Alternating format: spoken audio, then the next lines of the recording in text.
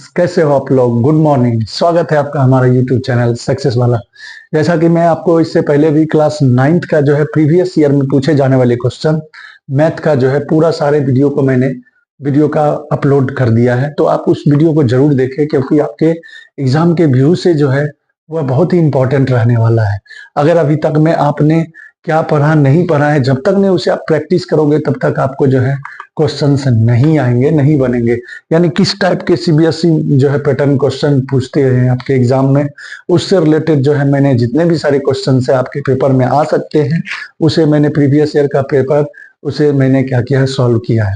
तो आपसे आप क्या करें, उन क्वेश्चंस को सॉल्व करें ताकि आपके एग्जाम में अच्छे मार्क्स लाने में बहुत ही सहायता होंगे। तो मैंने आपको एक सेट करवा दिया, अब मैं आपको दूसरा सेट करवाऊंगा। तो सेकंड सेट में अब आपको मैं देखते हैं क्वेश्चन करवा रहा हूं। पहला क्वेश्चन क्या कहता है, देखिए, the decimal expansion of the number √3। क्या कह रहा है, √3 का फर्स्ट क्वेश्चन देखिए क्या कहता है, √3 का डेसिमल एक्सपेंशन क्या होगा। तो आपको दोस्तों इससे पहले वाले वीडियो में भी मैंने √2 का मतलब इस तरह का जो क्वेश्चन आता है एक जरूर आता है। तो चलिए डेसिमल एक्सपेंशन कैसे करेंगे, तो आपको मैंने पिछले वाले वीडियो में √2 का बताया था, अभी मैं आपको √3 के बारे में बताता हूँ। तो √3 का अगर आप लोगों ने स्क्वायर रूट जो है सही ढंग से 8th क्लास में नहीं पढ़े हैं तो एक बार रिवीजन कर लेंगे, अगर पढ़े हैं तो बहुत ही आसान है, नहीं पढ़े हैं तो एक बार आप जो है क्या कर लीजिए, रिवीजन कर लीजिए। देखिए √3 का हम कैसे निकालते हैं, पहले आपको क्या करना है, डेसिमल लगाना है। डेसिमल के बाद हमें देखिए कम से कम मिनिमम 3 अंक है, तो हमें 3 अंक मिनिमम आपको निकालना ही होता है। 3 अंक बोल रहा है तो आप क्या करिए, 4 जीरो लगा लीजिए। तो चलिए पहले हम निकालते हैं। देखिए इसको किस तरह से हम सॉल्व करेंगे, √3 का हमको वैल्यू निकालना है, तो हम 3 लिख के और यहाँ पर हम क्या करेंगे, 0 0 करके यहाँ पर पेयर लगा के 0 लगाएंगे। क्यों लगाएंगे, क्योंकि इधर से देखिए 1 पेयर 1 पेयर हो गया, 2 पेयर 3 पेयर, इस तरह से 3 अंक हो गया। तो चलिए अब इसको हम कैसे करेंगे, देखिए पहले आप स्क्वायर रूट को कैसे करते हैं, पहले 1 लेते हैं, इधर भी 1 लेंगे, तो यहाँ पर 1 वहां लेंगे, तो यहाँ पर हम माइनस करेंगे 2 आएगा, यहाँ 1 हम ऐड करते हैं, हम लिख लेंगे, ठीक है। फिर ऊपर से हम 2 जीरो, स्क्वायर रूट का ये रूल होता है कि आपको एक बार में जो है क्या करना है, डेसिमल में चूंकि हमको डेसिमल एक्सपेंशन बोला है तो इस तरह से हम क्या किए, पेयर लगा लिए, ठीक है, पेयर लगा के 0 लगा दिए। अब देखिए इसे हम सॉल्व करते हैं, सॉल्व करेंगे दोस्तों। तो अब देखिए यहाँ पर 200 आ गया, अब यहाँ पर हम डेसिमल है तो डेसिमल लगा देंगे। अब यहाँ पर हम कितना लेंगे, यहाँ पर हम 7 लेते हैं, यहाँ भी 7 लेंगे। अब देखिए यहाँ भी 7 लेंगे, यहाँ पर जो डिजिट लेंगे मतलब उसे मल्टीप्लाई करने के बाद या तो इस नंबर के इक्वल होना चाहिए या उस नंबर से छोटा होना चाहिए, बड़ा नहीं होना चाहिए। तो हम छोटा ले लिए, तो ये हो गया 7 7 जा 49 और यहाँ पर हो गया 7 2 जा 14 प्लस 4 कितना होगा, 18 हो जाएगा, तो 189 होगा। इसे आप प्लस कर लीजिए, इसे प्लस कर लीजिए, इसे प्लस कीजिएगा, ये होगा 1, ये भी हो जाएगा 1, ये हो गया 0। फिर ऊपर से आप 2 जीरो को उतारिए, ठीक है, 2 जीरो को उतारेंगे। फिर अब देखिए फिर आप जो इसको इस तरह से फिर आगे हम सॉल्व करते हैं। फिर यहाँ पर हम 3 ले लेते हैं, यहाँ पर 3 ले लेते हैं, यहाँ पर 3 लेंगे, ये होगा 9, ये होगा 12 और ये 9 1 10 हो जाएगा, ठीक है। ये हो गया फिर 1, ये हो जाएगा आपको 7, ये हो जाएगा आपको 0, ये भी 0, इसको आप प्लस कर लीजिए 3 4 6। फिर यहाँ से आप 2 जीरो उतार लोगे, ठीक है। फिर आप क्या लोगे, यहाँ पर देखो, यहाँ पर आप 2 ले लेते हो, 2 ले लेते हो, ठीक है, ये 6 है, यहाँ पर भी 2 2 से इंटू करेंगे, ये देखिए दोस्तों 4 हो गया, ये हो गया 12, ये हो गया 9 और ये हो गया 6, इसे माइनस कर लीजिए, ये होगा 6, ये होगा 7, ये होगा 1 और ये 0। इस तरह से हम 3 डिजिट हमें जो है मिनिमम 3 डिजिट आपको निकाल लेना है, क्योंकि आपको जो है ना 3 डिजिट में आंसर दिया रहेगा। तो यानी इसका जो आंसर होगा वह क्या होगा दोस्तों, तो 1.732 होंगे, यानी इसका ऑप्शन बी होंगे, ठीक है। मैं आपको क्वेश्चन शेयर कर दूंगा, मैं आपको क्वेश्चन स्क्रीन पे दिखा मतलब आपको शेयर कर दूंगा। तो इसका आंसर √3 का जो वैल्यू आएगा वह होगा 1.732। तो दोस्तों आप अपने साथ कापी और नोटबुक और पेन साथ में रखें और साथ के साथ स्क्रीनशॉट लेते जाएं। हमने इस क्वेश्चन को कैसे सॉल्व किया ये पूरा एक्सप्लेनेशन में आपको कर दिया। तो फर्स्ट क्वेश्चन ये है, आप इसका स्क्रीनशॉट लें। अब सेकंड क्वेश्चन क्या कहता है वो मैं बताता हूं दोस्तों। अब देखिए हमारा सेकंड क्वेश्चन क्या कहता है, √10 मल्टीप्लाई √15, यानी √10 मल्टीप्लाई √15 जो होंगे वह किसके इक्वल होंगे। दोस्तों अभी जो मैं आपको क्वेश्चन बता रहा हूं, आपको पता ही है कि पार्ट 1 में जो होते हैं सारे ऑब्जेक्टिव क्वेश्चन होते हैं, तो 20 क्वेश्चन जो होंगे आपको एमसीक्यू टाइप, मतलब 20 में 18 क्वेश्चन जो होंगे वह 1 मार्क्स के होंगे और 2 क्वेश्चन ऐसे होंगे जो असर्शन रीजन से रिलेटेड होंगे। तो अभी जितने भी क्वेश्चन हम बता रहे हैं वो आपके क्या है, ऑब्जेक्टिव क्वेश्चन है। तो चलिए पहला नंबर आपको देखिए, √10 इंटू √15। √10 इंटू √15 का वैल्यू हमें निकालना है, तो किस तरह से निकालोगे, तो देखिए √10 इंटू √15 पहले आप मल्टीप्लाई कर लीजिए, तो ये कितना होगा, √10 इंटू √15 करोगे तो 150 आएगा। इसका आप फैक्टराइजेशन रफ में कर लेना, तो फैक्टराइजेशन करोगे तो पहले 2 से लगाओगे, 75 फिर 3 से लगाओगे, 25 फिर आपको 5 से लगाओगे, तो इस तरह से आप फैक्टराइजेशन करोगे। फैक्टराइजेशन करने आप लोगों को आता होगा, तो आप देखिए फैक्टराइजेशन किए तो जिनका पेयर लगता है उसे रूट के बाहर कर लेते हैं। तो इस दोनों का देखिए पहले हम ऐसा करते हैं, इसे लिखेंगे 2 मल्टीप्लाई 3 मल्टीप्लाई 5 मल्टीप्लाई 5। अब देखिए इसका पेयर लग चुका है, तो इसे हम क्या करेंगे, बाहर कर लेंगे, तो बाहर हो जाएगा, तो ये 5 और ये अंदर में रह गया कितना, 2 इंटू 3 तो √6। तो यानी इसकी जो आंसर होगी वह होगी 5√6, यानी इसका जो ऑप्शन बी होगा वह सही होगा। ठीक है, तो इस तरह से यह क्वेश्चन हुआ। अब देखिए मैं आपको नेक्स्ट क्वेश्चन बताता हूं। दोस्तों थर्ड क्वेश्चन हमारा क्या कहता है, विच of the following is a rational number, यानी आपको थर्ड नंबर क्वेश्चन कहता है कि इसमें से कौन सा रेशनल नंबर है। जैसे ऑप्शन ए जो है आपको दिया हुआ है 196, ऑप्शन बी जो है आपको दिया हुआ है 3√18 और ऑप्शन सी दिया हुआ है आपको √9 अपॉन √27 और डी जो ऑप्शन आपको दिया हुआ है दोस्तों वो दिया हुआ है -0.4। अब देखिए इसमें से कहता है कि कौन सा रेशनल नंबर होंगे। तो आपको पता है, देखिए रेशनल नंबर हम किसको बोलते हैं, जो जिस वैल्यू जो रूट के अंदर, देखिए ये सारे आपको देखने से लग रहे हैं इरेशनल नंबर क्योंकि रूट के अंदर है, रूट के अंदर है तो रेशनल, लेकिन रूट के अंदर भी ऐसे नंबर जिसका अगर वह जो है स्क्वायर रूट निकल जाता हो तो वो रेशनल नंबर नहीं होता है। तो देखिए आप जो है 196 को क्या लिख सकते हो, 14 मल्टीप्लाई 14, तो यानी इसका स्क्वायर रूट हो गया 14 और ये सभी का जो है स्क्वायर रूट आपको इसको अगर सॉल्व करोगे तो ये √18 का नहीं निकलने वाला है, 9 का हो जाएगा, √27 का स्क्वायर रूट नहीं निकलेगा और आपको पता है कि स्क्वायर रूट माइनस में नहीं होता है। तो कहने का मतलब यह हो गया, होता है बट आपके लेवल में नहीं है अभी, जब आप जो है 11th-12th में जाओगे तो आप पढ़ोगे उसके बारे में। ठीक है, तो अब चलिए, तो यानी यहाँ पर जो हमारा ऑप्शन ए होगा वह सही आंसर होगा और ये सब का आपको स्क्वायर रूट नहीं निकलेगा। तो ऑप्शन ए 196 का जो होता है स्क्वायर रूट होता है 14, तो यह एक रेशनल नंबर हो गया। तो आपको 3 नंबर क्वेश्चन ये है। अब मैं आपको नेक्स्ट बताता हूँ। क्वेश्चन नंबर 4 देखिए क्या कहता है। क्वेश्चन नंबर 4 कहता है 0 of the polynomial px equal to 3 - 6x is, यानी देखिए आपको जो है px, क्वेश्चन नंबर 4 क्या कहता है, इफ अगर px जो है 3 - 6x है तो इसका 0 क्या होगा। तो देखिए 0 निकालने का सबसे आसान तरीका क्या है, आप क्या करो, जो आपको फैक्टराइज दिया हुआ है पहले उसे आप 0 के इक्वल कर लीजिए, 0 के इक्वल कीजिएगा, इसे सॉल्व कीजिएगा, ये देखिए -6x, ये प्लस है उधर जाके क्या होगा, माइनस होगा, देयरफॉर x इक्वल टू क्या होगा, -3 मल्टीप्लाई है इधर आके डिवाइड हो जाएगा, ये और ये कैंसल, ये हो जाएगा 1/2। तो यानी इसकी जो आंसर होगी 4 का वह हो जाएगी 1/2, यानी इसका जो ऑप्शन होगा वह होगा ए ऑप्शन हो जाएगा, ए ऑप्शन आंसर हो जाएगा। ठीक है, अब मैं आपको नेक्स्ट क्वेश्चन नंबर 5 देखिए क्या कहता है, the factorization of 6x² + 7x - 3 is, यानी आपको जो है 6² + 7x - 3 का फैक्टराइजेशन बताना है। तो आपको मैंने फैक्टराइजेशन का, देखिए फैक्टराइजेशन का रूल क्या कहता है, उस रूल के अनुसार आप हमेशा रफ में क्या करना, first term into last term, ये फर्स्ट टर्म, सेकेंड टर्म, ये हुआ थर्ड टर्म, आपको हमेशा रफ में क्या करना है, फर्स्ट टर्म को लास्ट टर्म के साथ इंटू करना है। फर्स्ट टर्म आपको क्या हो गया 6x² और लास्ट टर्म हो गया -3, इसको मल्टीप्लाई कीजिए, 6 3 जा कितना होता है -18x²।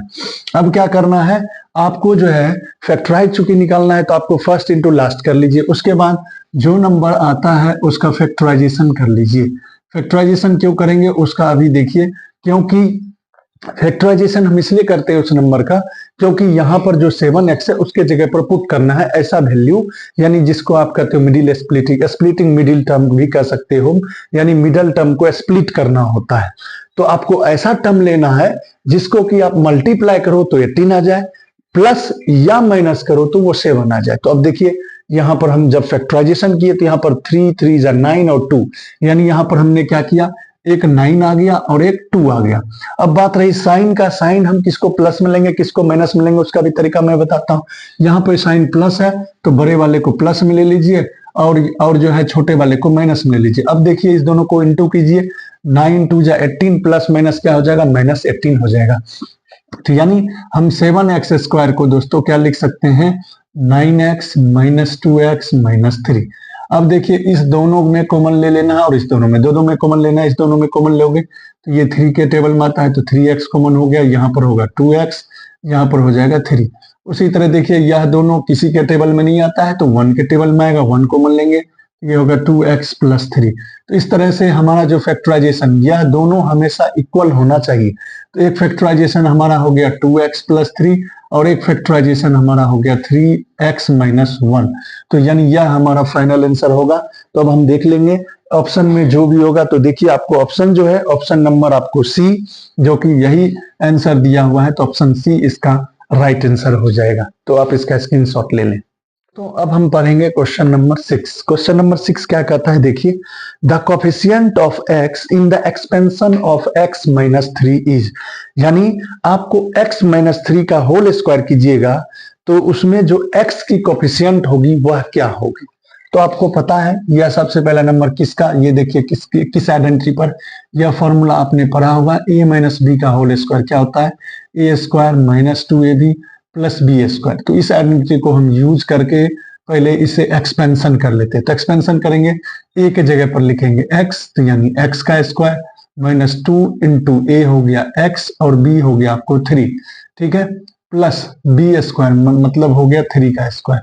अब आप देखना दोस्तों x का स्क्वायर x स्क्वायर हो गया, ये 3 2 जा 6x हो गया प्लस ये 9 हो गया, ठीक है, ये हमने एक्सपेंशन कर लिया। अब हमें पूछ रहा है कोफिशिएंट ऑफ x। तो देखिए x यहां पर है तो यहां पर हम लिखेंगे कोफिशिएंट ऑफ x, हमारा जो होने वाला है कोफिशिएंट ऑफ x।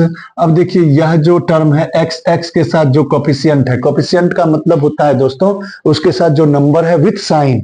तो इसके साथ देखिए नंबर है 6 और उसके पहले लगा है माइनस, तो हम लगा देंगे माइनस। तो यानी कोफिशिएंट ऑफ x जो होगा वह होगा माइनस 6 होगा, यानी इसका जो ऑप्शन होगा वह ऑप्शन डी होगा। D is the right answer, ठीक है, आप इसका स्क्रीनशॉट ले लें। अब मैं आपको नेक्स्ट क्वेश्चन के बारे में बताऊंगा। दोस्तों अब मैं क्वेश्चन नंबर 7 बता रहा हूं। क्वेश्चन नंबर 7 देखिए क्या कहता है। अभी तक में मैं जितने भी सारे क्वेश्चंस करा हूं वो सारे क्वेश्चंस आपको एमसीक्यू है, यानी मल्टीपल चॉइस क्वेश्चंस है, यानी आपको जो क्वेश्चन दिए हैं उसमें आपको 4 ऑप्शन दिए हैं, उन ऑप्शन में से एक ऑप्शन को चूज करना है। तो अभी आपको इस तरह से 1 to 18 तक सारे आपको एमसीक्यू टाइप के क्वेश्चन होंगे। 19 और 20 जो होंगे वो असर्शन रीजन से रिलेटेड होंगे। तो चलिए क्वेश्चन नंबर 7 क्या कहता है। क्वेश्चन नंबर 7 हम पढ़ते हैं क्या कहता है। If 3, 4 is a solution of linear equation 3y equal to ax plus 7, then the value of a, यानी क्या कहता है कि 3 और 4 इस इक्वेशन का सोल्यूशन है, तो आपको a की वैल्यू यानी a की जगह पर कौन सा नंबर आएगा वो बताना है। तो चलिए बहुत ही आसान है, आपको पता है कि पहला वाला x की वैल्यू होता है, दूसरे वाला किसी भी कोऑर्डिनेट में, अगर आपको ये कोऑर्डिनेट ही है समझ लीजिए 3, 4 है, यानी पहला वैल्यू x की होती है और दूसरी वैल्यू y की होती है। तो जहां पर x है वहां पर 3 रख देंगे और जहां पर y है वहां पर 4 रख देंगे, यानी ये x की वैल्यू हो गई और ये आपको y की वैल्यू हो गई। तो यहाँ पर y है तो 3 इंटू 4 लिख लेंगे, यहाँ पर a इंटू एक्स की वैल्यू आप क्या रखोगे 3 रखोगे, इसे अब सॉल्व कर लो, 3 4 जा 12 होगा और ये हो जाएगा आपको 3a प्लस 7। अब आप क्या करना, इस 7 को इधर ले आओ तो 12 माइनस 7 इधर हो गया आपको 3a। अब देखिए 12 में से 7 को घटाओगे तो होगा 5 होगा और इधर 3 है, देयरफॉर a इक्वल टू क्या होगा तो 5/3 होगा आंसर, यानी इसकी जो आंसर हो जाएगी वह हो जाएगी 5/3, यानी 5/3 हो जाएगा, यानी इसका ऑप्शन सी जो होगा वह सही होगा। तो अब मैं आपको क्वेश्चन नंबर आप इसका स्क्रीनशॉट ले ले। अब मैं नेक्स्ट क्वेश्चन के बारे में चर्चा करूंगा। दोस्तों क्वेश्चन नंबर 8 देखिए क्या कहता है, angles of triangle are in the ratio 2:3:4, the largest angle of the triangle is. तो देखिए हमारा जो एंगल का रेशियो दिया हुआ है वह दिया हुआ है 2:3:4। अब इसमें हमें पूछता है लार्जेस्ट एंगल ऑफ ट्रायंगल क्या होगा। तो आप देखिए इन तीनों रेशियो में 2:3:4 रेशियो में लार्जेस्ट एंगल बताना है। तो आपको पता है सबसे बड़ा इसमें रेशियो जो है, देखिए इसको मैं, चूंकि ऑब्जेक्टिव टाइप का क्वेश्चन है इसे लॉन्ग से करने की जरूरत नहीं है, मैं आपको ट्रिक बता रहा हूं। आप क्या करना, जो आपको सबसे पहला नंबर लार्जेस्ट एंगल पूछा है तो हम लिख लेंगे 4। और आप जानते हो कि सम ऑफ एंगल जो होता है वह टोटल कितना होता है, सम ऑफ एंगल ऑफ ट्रायंगल क्या जानते हो कि 180 होता है। तो इसमें मल्टीप्लाई करना है 4 इंटू 180 डिग्री अपॉन, यह सभी को सम कर लीजिए 2 + 3 + 4। ठीक है, इसे सॉल्व करते हैं। ये 4 बाय, यानी इस तीनों रेशियो को हमने प्लस कर लिया। जो हमें एंगल निकालना हो, बड़ा निकालना, अगर आपको लार्जेस्ट बोला है तो 4 लिख दो, स्मॉलेस्ट बोलता तो 2 लिख देते। नीचे में सभी रेशियो को सम करना है, इंटू 180 करना है। ठीक है, तो अब देखिए 4 अपॉन, इसको आप प्लस कीजिएगा, ये 5 + 4 9 होगा। इसको आप सॉल्व कर लीजिए, ये 9 के टेबल में 20 बार में आता है, तो 24 इंटू 20 कितना होगा, 80 डिग्री हो जाएंगे। तो आपको पूछा था लार्जेस्ट एंगल क्या होगा, तो इसकी जो लार्जेस्ट एंगल होगी वह 80 डिग्री होगी, यानी जो इसका ऑप्शन होगा वो option B is right answer. अब आपको इसका स्क्रीनशॉट ले, नेक्स्ट क्वेश्चन बताऊंगा। तो क्वेश्चन नंबर 9 क्या कहता है, पढ़ते हैं। Which of the following is not the criteria for congruence if triangles SAS, A option, B option RHS, option C SSSA, फिर है डी ऑप्शन ASA। यानी आपको बताना है इसमें से जो है कॉन्ग्रुएंस ट्रायंगल के लिए कौन से क्राइटेरिया नहीं है। दोस्तों आपको पता है SAS का मतलब हुआ साइड एंगल साइड, यानी यह क्राइटेरिया होती है। दूसरा है RHS का मतलब क्या होता है, आपको पता है कि एक एंगल राइट एंगल होना चाहिए, यानी राइट एंगल होना चाहिए दोनों ट्रायंगल का, एक एंगल राइट एंगल हो और हाइपोटेनस आपस में इक्वल हो और उसकी एक साइड इक्वल हो, तो उसे हम RHS कहते हैं। तीसरा है, आपको देखिए SSS मतलब साइड साइड साइड एंगल, और चौथा आपको ASA मतलब एंगल साइड एंगल। तो आपको क्या है, यह भी होता है, यह भी होता है, यह भी होता है, बट यह जो आप कॉन्ग्रुएंट ट्रायंगल का जो क्राइटेरिया होते हैं वह नहीं होते हैं। कभी भी आप याद रखना, SSA जो है यह नहीं होता है, तो इसमें ऑप्शन सी जो होगा, यानी ऑप्शन सी जो होगा, पूछा था आपको कि कौन सा इसमें से क्राइटेरिया नहीं है, तो ऑप्शन सी हो जाएंगे। तो आप इसका स्क्रीनशॉट ले लें, नेक्स्ट क्वेश्चन में आपको बताऊंगा।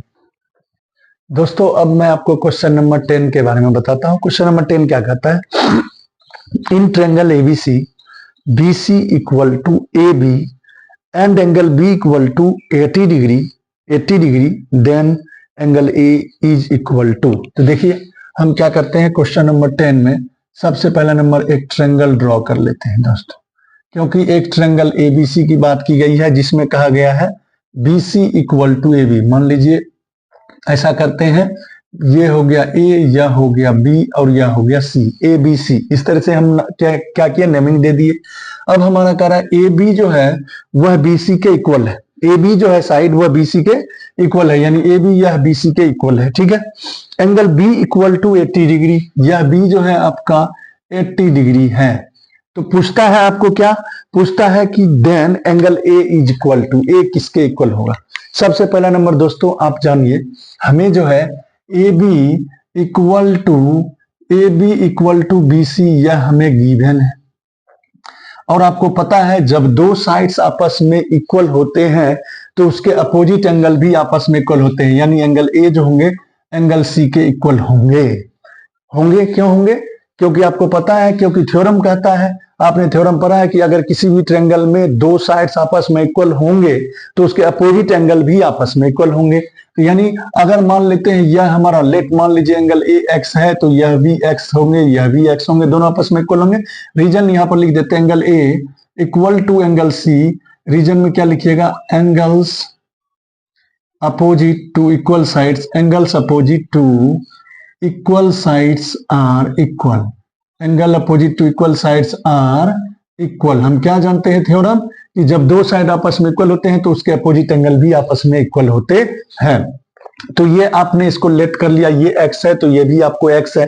इस तरह से हम क्या जानते हैं कि ट्रायंगल के तीनों एंगल का सम कितना होता है, 180 डिग्री होता है। तो इसके आधार पर हम क्या कह सकते हैं, angle A plus angle B plus angle C equal to 180 degree. यहां पर रीजन क्या लिखिएगा, एंगल सम प्रॉपर्टी। हमने क्या लगाया, तो एंगल सम प्रॉपर्टी लगाया, तो वो नोट कर लेंगे एंगल सम प्रॉपर्टी से। तो अब आप यहां पर देखना दोस्तों, एंगल ए हमारा x डिग्री है, एंगल बी आपका 80 डिग्री है और एंगल सी भी आपका x डिग्री है। तो आप इसे सॉल्व कर लीजिए, इसे सॉल्व कीजिएगा, ये x हो जाएगा आपको 2x डिग्री और ये 80 प्लस है दोस्तों, उधर जाके क्या होगा आपको माइनस होगा, तो इधर जाके हम माइनस कर लेंगे। ठीक है, अब आप देखिए यहाँ पर माइनस कीजिएगा, ये होगा 2x डिग्री इक्वल टू ये हो गया आपको कितना 100 डिग्री। तो x डिग्री यानी x हो गया आपको 100/2 यानी आपको हो गया 50 डिग्री। तो आपकी x की वैल्यू कितना आ गई 50 डिग्री। तो हमें पूछा था एंगल ए क्या होगा, तो एंगल ए आपने यानी x माना है, तो यानी आपको x की वैल्यू कितना हो गई 50 डिग्री हो गई। तो यानी इसका जो ऑप्शन होगा, यानी एंगल ए की वैल्यू पूछा था हमें, यहां पर हमें पूछा था क्या कि एंगल ए इक्वल टू क्या होगा, तो angle A equal to 50 degree, यानी इसका जो ऑप्शन होंगे वह ऑप्शन हो जाएंगे आपको, कौन सा ऑप्शन होंगे, ऑप्शन सी, यानी option C is the right answer. तो आप इसका स्क्रीनशॉट ले ले। अब मैं आपको नेक्स्ट क्वेश्चन के बारे में बताऊंगा। नेक्स्ट क्वेश्चन देखिए, 11 नंबर क्वेश्चन क्या कहता है, 3 angles of quadrilateral are 75 degree, 90 degree and 75 degree. The fourth angle is, यानी 3 एंगल जो है आपको क्वाड्रिलेटरल के दिए हुए हैं। 10 number question, 11 number sorry 11 number question देखिए आपको क्या कहता है। नेक्स्ट क्वेश्चन क्या कहता है कि किसी क्वाड्रिलेटरल के 3 एंगल, मान लीजिए ये क्वाड्रिलेटरल है, हम ड्रॉ कर लेते हैं, कोई भी क्वाड्रिलेटरल है, ए बी सी डी। ठीक है, अब देखिए दोस्तों, इस क्वाड्रिलेटरल में जो आपको है, या एक एंगल है 75 डिग्री, दूसरा एंगल जो है वह 90 डिग्री, और फिर एक अगेन जो दूसरा एंगल है, तीसरा एंगल वह 75 डिग्री है। पूछता है फोर्थ एंगल क्या होंगे, आपको पूछता है। तो आप क्या जानते हो, सबसे पहला नंबर वी नो डैट, हम क्या जानते हैं कि सम ऑफ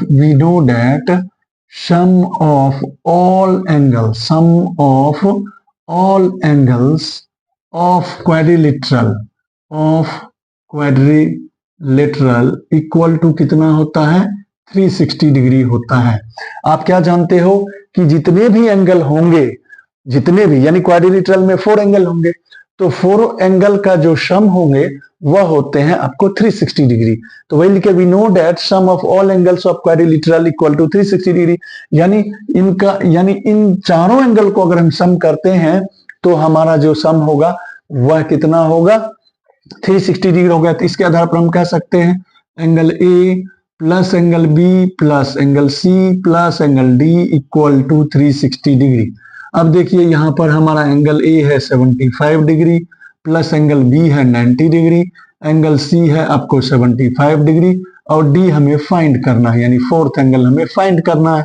अब इसको आप प्लस कर लीजिए, 75 150 प्लस 90 कीजिएगा तो कितना होगा 240 हो जाएगा। तो यानी आप जो है डी एंगल आप कैसे निकालोगे, तो डी जो है वह क्या होगा 360 डिग्री माइनस 240 डिग्री। आप इसे आप प्लस आप जो है माइनस कर लीजिए तो हमारा आंसर होगा 120 डिग्री। तो 120 डिग्री जो होंगे इसमें कौन सा ऑप्शन होंगे, तो ऑप्शन डी जो होंगे वह राइट आंसर होंगे।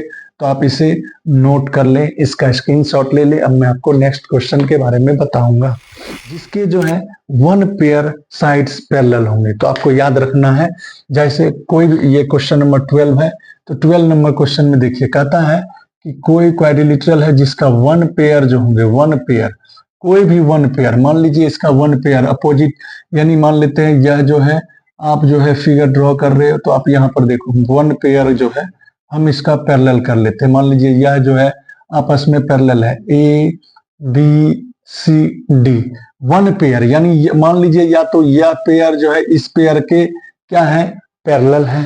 जब 1 पेयर अगर आपको पैरेलल होते हैं तो वैसे ट्रायंगल का आप क्या, वैसे क्वाड्रिलेटरल को आप क्या नाम देंगे, ट्रेपेजियम। यानी जिस क्वाड्रिलेटरल के 1 पेयर जो होंगे पैरेलल होते हैं वैसे क्वाड्रिलेटरल को हम क्या नाम देंगे, वैसे क्वाड्रिलेटरल को हम ट्रेपेजियम कहेंगे।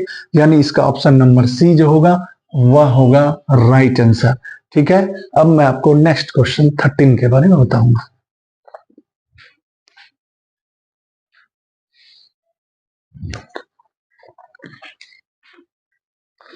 दोस्तों क्वेश्चन नंबर 13 बहुत ही अच्छा क्वेश्चन है। देखिए क्या कर रहा है, in the given figure if O A equal to 5 cm, AB equal to 8 cm and OD is the perpendicular to AB, then CD is equal to, यानी CD की वैल्यू क्या होगी। तो पहले हम फिगर ड्रॉ कर लेते हैं। देखिए दोस्तों क्वेश्चन नंबर 13 हमारा क्या कहता है, पहले उसे नोट कर लेते हैं। एक सर्कल है, पहले हम क्या करेंगे, एक सर्कल ड्रॉ कर लेते हैं। ठीक है, एक सर्कल हमने ड्रॉ कर लिया। अब देखिए इसमें जो है हमें जो गिवन है उसके बेसिस पर हम पहले क्या कर लेते हैं, सॉल्व कर लेते हैं। ओ यहाँ पर सेंटर है, ठीक है, ओ इज सेंटर, और इस तरह से आपको फिगर आपको दिया हुआ है। पहले हम फिगर को ड्रॉ कर लेते हैं। ठीक है, अब देखिए इस क्वेश्चन में हमारा जो गिवन है वह यहाँ पर नोट कर लेते हैं। गिवन हमें क्या क्या है, वह है ओ ए इक्वल टू 5 cm, ठीक है, और आपको और जो है आपको दिया हुआ है ए बी जो हमें है, ए बी गिवन है 8 cm। ठीक है, तो हमें क्या पूछता है कि सी डी की वैल्यू क्या होगी, यह हमारा क्वेश्चन है। फिर से आप देख लीजिए, कहता है in the given figure O A equal to 5 cm, यानी यह जो है ओ ए 5 cm है, ए बी आपको 8 cm है, और कहता है ओ डी जो है वह परपेंडिकुलर है to A B, O B जो है यानी ये जो ओ डी है परपेंडिकुलर है ए बी पर। तो आपको फाइंड करना है सी डी, यानी ये जो हमारा सी डी जो होगा, ये जो है हमारे हैं सी डी, वह कितने होंगे यह बताना है, सी डी की लेंथ बताना है। तो देखिए दोस्तों इस बहुत ही अच्छा क्वेश्चन है। हालांकि मैं इसे चाहूं तो एक लाइन में उड़ा सकता हूं शॉर्ट में, लेकिन आपको मैं तरीके से बताऊंगा ताकि आपको नॉलेज होना चाहिए। ठीक है, तो देखिए सबसे पहला नंबर ओ ए, यह जो हमारा है यहाँ पर देखिए ओ ए हमारा 5 cm है। पहले ओ ए हम नोट कर लेते हैं 5 cm, और आपको पता है यहाँ पर देखिए रेडियस आपको दो है, एक है ओ ए एक है ओ डी।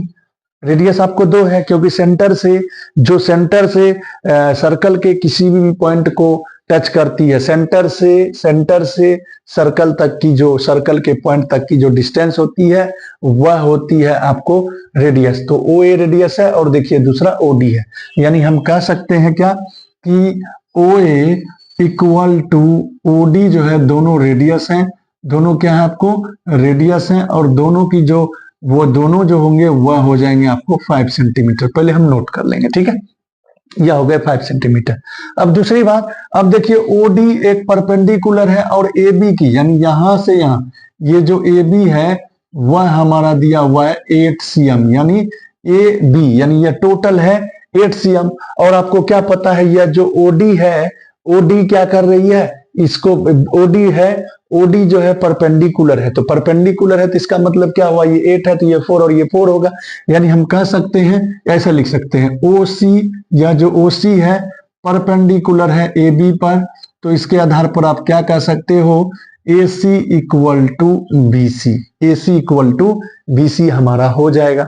और आपको पता है AB को आप क्या लिख सकते हो, देखना ध्यान देना, ए बी को आप क्या लिख सकते हो, ए सी प्लस बी सी, क्योंकि ए बी की हमको लेंथ है, ए बी को क्या लिख सकते हो आप, ए सी प्लस बी सी। ध्यान देना, फिर से हम क्या किए, यह जो ए बी है, ए बी को हम क्या लिख सकते हैं, यहां से यहां ए सी हो गया प्लस बी सी, यानी ए सी प्लस बी सी लिख दिए। और आपको देखिए ए बी की जो लेंथ है वह दिया हुआ है 8 cm। ठीक है, और यहाँ पर ए सी बी सी के इक्वल है, तो इसे हम कह सकते हैं कि ए सी प्लस 2 बार ए सी लिख दीजिए, तो यानी आपको जो है 8 cm हो गया, यह हो गया 2AC, यानी AC जो हमारा होगा वह 8/2 यानी 4 cm हो गया, यानी यह हमारा हो गया 4 सेंटीमीटर, या AC जो है हमारा हो गया 4 सेंटीमीटर। दोस्तों अब आपको यहाँ पर ध्यान देना है, यहाँ पर ध्यान क्या देना है कि आप क्या जानते हो कि यह एक राइट ट्रायंगल है, क्योंकि यह परपेंडिकुलर है। परपेंडिकुलर का मतलब यह यहाँ पर 90 डिग्री का एंगल फॉर्म कर रहा है। तो सबसे पहला नंबर हम ज्ञात कर लेंगे OC। तो इन राइट ट्रायंगल हम चलते हैं, इन राइट ट्रायंगल किस में चलेंगे, तो ओ सी ए में, या ए मतलब ओ सी ए में चलते हैं, ओ सी ए में। तो इन राइट ट्रायंगल ओ सी ए में आपको क्या पता है, क्या जानते हो कि जो ये जो होते हैं हाइपोटेनस, यानी ओ ए हो गया हाइपोटेनस का स्क्वायर प्लस परपेंडिकुलर का स्क्वायर प्लस बेस के स्क्वायर के सम के इक्वल होते हैं। तो यानी आप क्या कह सकते हो कि राइट ट्रायंगल में हाइपोटेनस का स्क्वायर, हाइपोटेनस का जो स्क्वायर होता है वह इक्वल होता है परपेंडिकुलर के स्क्वायर के, और बेस के स्क्वायर के सम के इक्वल होता है। अब देखिए हमारा यहाँ पर हाइपोटेनस क्या है, 5 है, और यहाँ पर देखिए ओसी हमें फाइंड करना है, और एसी आपने निकाल लिया कितना, 4 cm। यहाँ पर देखिए आपने एसी निकाला 4 cm। तो अब चलिए इसे सॉल्व करेंगे। ये हो गया 25, यह हो गया ओसी का स्क्वायर प्लस यह हो गया 16। अब आप इसे इधर कर लीजिए, 25 माइनस 16 इक्वल टू ओसी का स्क्वायर, तो यानी ये हो गया 9 इक्वल टू ओसी का स्क्वायर। तो ये हो गया आपको किसका, 3 का स्क्वायर होगा, यानी ये ओसी का स्क्वायर, ये खत्म। देयरफॉर ओसी जो हो गया हमारा हो गया 3 सेंटीमीटर। ओसी हमारा निकला है, लेकिन हमें निकालना है क्या, सीडी का लेंथ निकालना है, यानी ओसी हमारा हो गया 3 सेंटीमीटर। ये यहां से यहां हो गया 3 सेंटीमीटर। अब आप जानते हो, क्या जानते हो कि ओडी की जो लेंथ है वह है 5 सेंटीमीटर। ध्यान देना, ओडी क्योंकि रेडियस है, ये आपको देखिए ओ ए इक्वल टू ओडी, ये है 5 सेंटीमीटर। हमें निकालना है लेंथ सीडी का, तो यानी यह यहां से यहां 5 है, ये यहां से यहां 3 है, तो 5 में से 3 को घटा लेंगे। देखिए ध्यान देना, ओडी है 5 cm, ओसी है 3 cm, यानी 5 में से 3 को घटा देंगे तो सीडी की लेंथ हो जाएगी। तो यानी यहाँ पर हम क्या लिख सकते हैं, सीडी इक्वल जो होगा वह होगा ओडी, सीडी जो होगा वह होगा ओडी माइनस ओसी। तो आप देखिए ओडी आपको है 5 सेंटीमीटर, ओसी आपको है 2 सेंटीमीटर, 3 सेंटीमीटर, दोनों को घटा लेंगे तो हो जाएगा आपको 2 cm। तो यानी सीडी की जो लेंथ है वह होगी 3 सेंटीमीटर। तो यह आपको बहुत अच्छा क्वेश्चन था। इस क्वेश्चन को आप स्क्रीनशॉट ले ले, यानी इसका जो ऑप्शन होगा वह ऑप्शन इसमें जो होगा ऑप्शन होगा ए ऑप्शन होगा, यानी इसका आंसर होगा ए। बहुत ही अच्छा क्वेश्चन था। यह क्वेश्चन आपको ऑब्जेक्टिव में डाला है, हो सकता है कि आपके 2 मार्क्स में क्वेश्चन पूछ दिए जाएंगे, तो आप इसका स्क्रीनशॉट ले ले। अब मैं आपको नेक्स्ट क्वेश्चन बताऊंगा। दोस्तों अब हम देखेंगे क्वेश्चन नंबर 14। क्वेश्चन नंबर 14 क्या कहता है, in the given figure O is the centre of the circle, if angle ACB equal to 30 degree then angle ABC is equal to. देखिए हम क्या करते हैं, क्वेश्चन नंबर 14 पहले फिगर ड्रॉ करते हैं। क्वेश्चन नंबर 14 में क्या कहता है, कहता है एक सर्कल है, पहले हम एक सर्कल ड्रॉ कर लेते हैं। ठीक है दोस्तों, ये देखिए सर्कल जो है, पहले हम फिगर को ड्रॉ कर लेते हैं। यह सर्कल है, या BCO, देखिए यह हमारा सर्कल है। अब क्वेश्चन में क्या कहता है, in the given figure O is the centre, O centre है, ठीक है, और कहता है इफ एंगल ACB जो है वह हमारा दिया हुआ है, गिवन है 30 डिग्री। ACB जो है हमारा दिया हुआ है 30 degree, then find angle ABC, कहता है ABC, यानी यह एंगल क्या होगा। तो दोस्तों आप सबसे पहला नंबर इस थ्योरम में आप देखना, यह सर्कल है, सर्कल से रिलेटेड क्वेश्चंस है। तो देखिए यह हमें एंगल फॉर्म करना है। तो सबसे पहला नंबर आप क्या जानते हो कि यह एक सेमी सर्कल है, और सेमी सर्कल में सेंटर पर जो एंगल बनाएगा वह बनाएगा 180 डिग्री। आपको पता होगा सेमी सर्कल पर जो एंगल बनाएंगे वह होंगे 180 डिग्री। मान लीजिए ये O सेंटर है, ठीक है, यानी आप क्या कह सकते हो कि BOC जो होगा, यहां पर हम लिख सकते हैं एंगल BOC वह होगा कितना, 180 डिग्री। रीजन में क्या है, यह semi circle, angle of semi circle लिख दीजिए। तो देखिए एंगल ऑफ सेमी सर्कल, तो सेमी सर्कल पर आपको पता है कितने डिग्री का एंगल फॉर्म होंगे, तो आपको पता है 180 डिग्री के एंगल फॉर्म होंगे। तो यानी यह एंगल हो गया 180 डिग्री। अब आपको पता है कि जो सेंटर पे एंगल होते हैं उसका जो होते हैं उसी आर्क के द्वारा उस पे जो बनाए गए जो एंगल सबटेंड किए जाते हैं वह उसके हाफ होते हैं। आपने थ्योरम पढ़ा होगा। तो इस बेसिस पर हम क्या कह सकते हैं कि एंगल ए, यानी आप कह सकते हो BAC, एंगल BAC जो होंगे वह क्या होंगे, तो हाफ ऑफ होंगे किसका, एंगल BOC के हाफ होंगे। तो यानी यहां पर हो गया कितना, ये है आपको 180 डिग्री, तो यानी यह जो एंगल होंगे वह होंगे 90 डिग्री, यानी यह हमारा हो गया 90 डिग्री। अब हमें यह एंगल फॉर्म करना है तो आपको एंगल सम प्रॉपर्टी लगा लीजिए। तो क्या जानते हैं, तो आप क्या लिख सकते हो कि angle B A C plus angle A C B plus angle A B C, इन सभी का सम कितना होंगे दोस्तों, 180 डिग्री होंगे। कैसे होंगे, तो angle sum property of triangle, angle sum property of triangle हम जानते हैं कि जो होते हैं एंगल का जो सम होते हैं ट्रायंगल के, सभी एंगल का जो सम होते हैं वह 180 डिग्री होते हैं। तो इसके बेसिस पर अब देखिए बी ए सी हमारा 90 हो गया, ए सी बी हमारा 30 डिग्री है और ए बी सी हमें फाइंड करना है। ए बी सी हमें क्या करना है, फाइंड करना है। तो therefore angle A B C जो होंगे वह होंगे 180 डिग्री, या माइनस इसको प्लस करके उसमें घटा लीजिए, तो इस तरह से हो गया हमारा 60 डिग्री हो जाएंगे।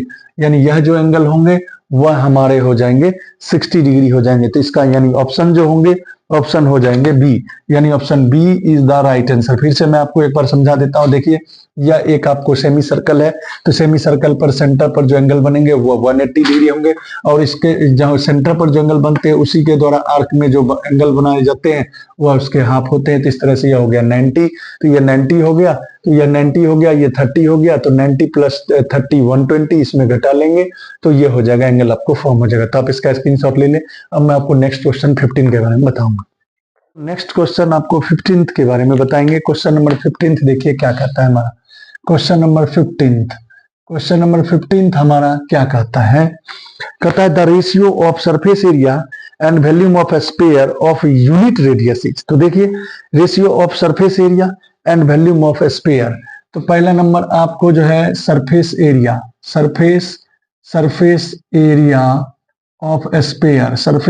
ऑफ स्फीयर अपॉन जो है हमें बोला है वॉल्यूम ऑफ स्फीयर, इस दोनों का जो है आपको रेडियस ज्ञात कर, यानी इस दोनों का रेशियो ज्ञात करना है। तो वॉल्यूम ऑफ स्फीयर, तो सबसे पहला नंबर दोनों का हम फॉर्मूला को नोट करते हैं। सरफेस एरिया ऑफ स्फीयर बोला है और वॉल्यूम ऑफ स्फीयर बोला है, इस दोनों का रेशियो बताना है। अगर रेडियस बोला है 1 यूनिट से, कहता है यूनिट में रेडियस होना चाहिए। तो चलिए सरफेस एरिया ऑफ स्फीयर क्या होता है दोस्तों, 4 पाई आर स्क्वायर होता है, और वॉल्यूम ऑफ स्फीयर क्या होता है 4/3 पाई आर क्यूब होता है। अब इसे सॉल्व कीजिएगा, चलिए इसे सॉल्व करते हैं। तो अब देखिए यहाँ पर 4 पाई आर स्क्वायर हो गया, अपॉन 4 है, ये 3 ऊपर चला जाएगा, ठीक है, और नीचे में आपको 4 पाई आर क्यूब रहेगा। ये 3 ऊपर चला जाएगा क्योंकि आप डिवाइड में रेसिप्रोकल होता है, 3 ऊपर 4 नीचे हो जाएगा। अब इसे सॉल्व कीजिएगा, 4 पाई से कैंसिल हो जाएगा। अब आपको देखिए रेडियस हमारा जो है बोला है यूनिट रेडियस होना चाहिए। यूनिट रेडियस का मतलब रेडियस आपको 1 लेना है, तो यानी यहाँ पर 1 का स्क्वायर, यहाँ पर आपको 1 का क्यूब, और यहाँ पर हमारा 3 है, तो 1 का स्क्वायर 1 होगा, 3 है, और यहाँ 1 का क्यूब 1 होगा। तो यानी इसको आप 3/1 लिखिएगा। इट मीन्स इसका जो आंसर होगा वह 3:1 हो जाएगा। तो यानी इसका जो ऑप्शन होंगे वह ऑप्शन आपको कौन सा हो जाएंगे, तो ऑप्शन नंबर सी, यानी ऑप्शन नंबर सी जो होंगे इसके राइट आंसर होंगे। तो आप इसका स्क्रीनशॉट ले लिया। अब मैं आपको नेक्स्ट क्वेश्चन बताऊंगा।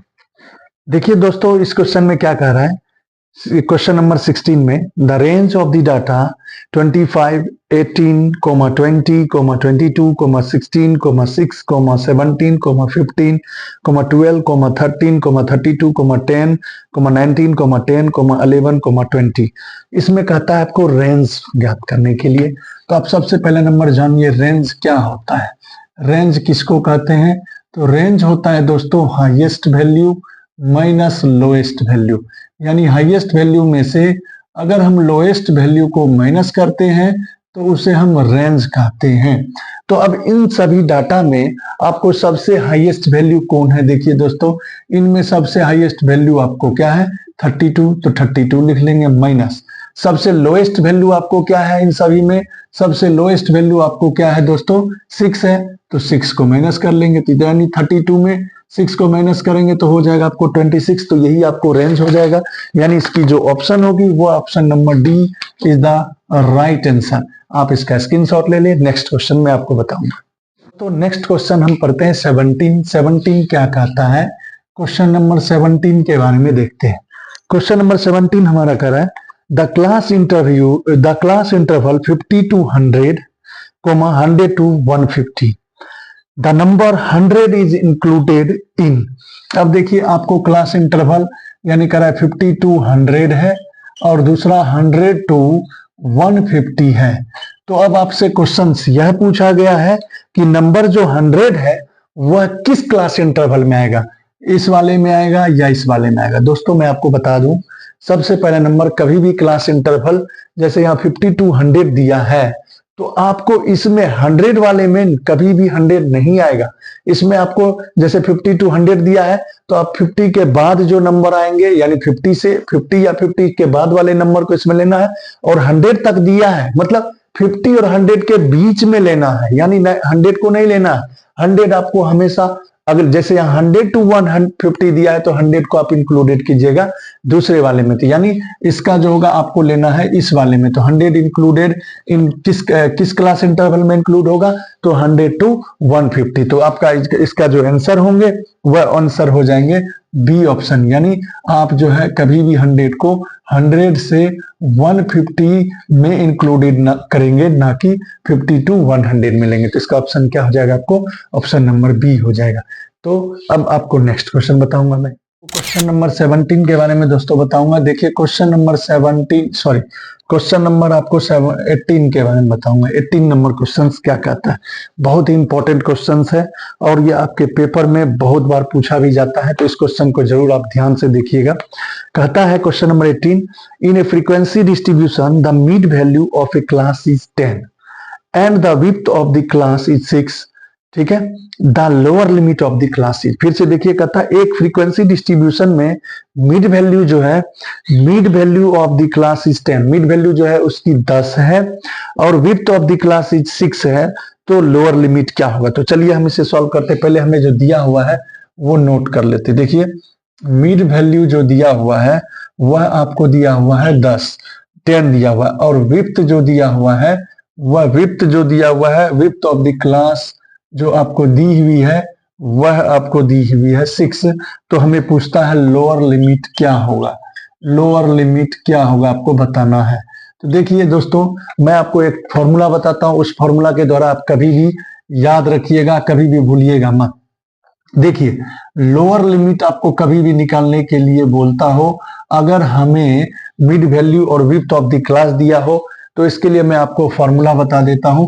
आप क्या करना कि मिड वैल्यू में से आप क्या करना, जो विड्थ ऑफ क्लास है उसका हाफ कर देना, विड्थ ऑफ द क्लास को हाफ कर देना, जो होगा वो आंसर होगा। लोअर लिमिट कभी भी बोले तो mid value minus half of width of the class कर देना। अगर इसी में आपको देखिए मैं फॉर्मूला बता देता हूं, अगर इसी में आपको बोल देता अपर लिमिट बताओ, तो अपर लिमिट का जो फॉर्मूला होगा दोस्तों वह क्या होगा, तो मिड वैल्यू इसमें आपको प्लस कर देना। अगर आपको अपर लिमिट कहेगा तो आप क्या करना, mid value minus width of the class, ये plus width of the class कर दोगे। यानी आपको कभी भी लोअर लिमिट या अपर लिमिट पूछता हो तो उसके लिए फॉर्मूला, लोअर लिमिट का फॉर्मूला होता है mid value minus half width of the class.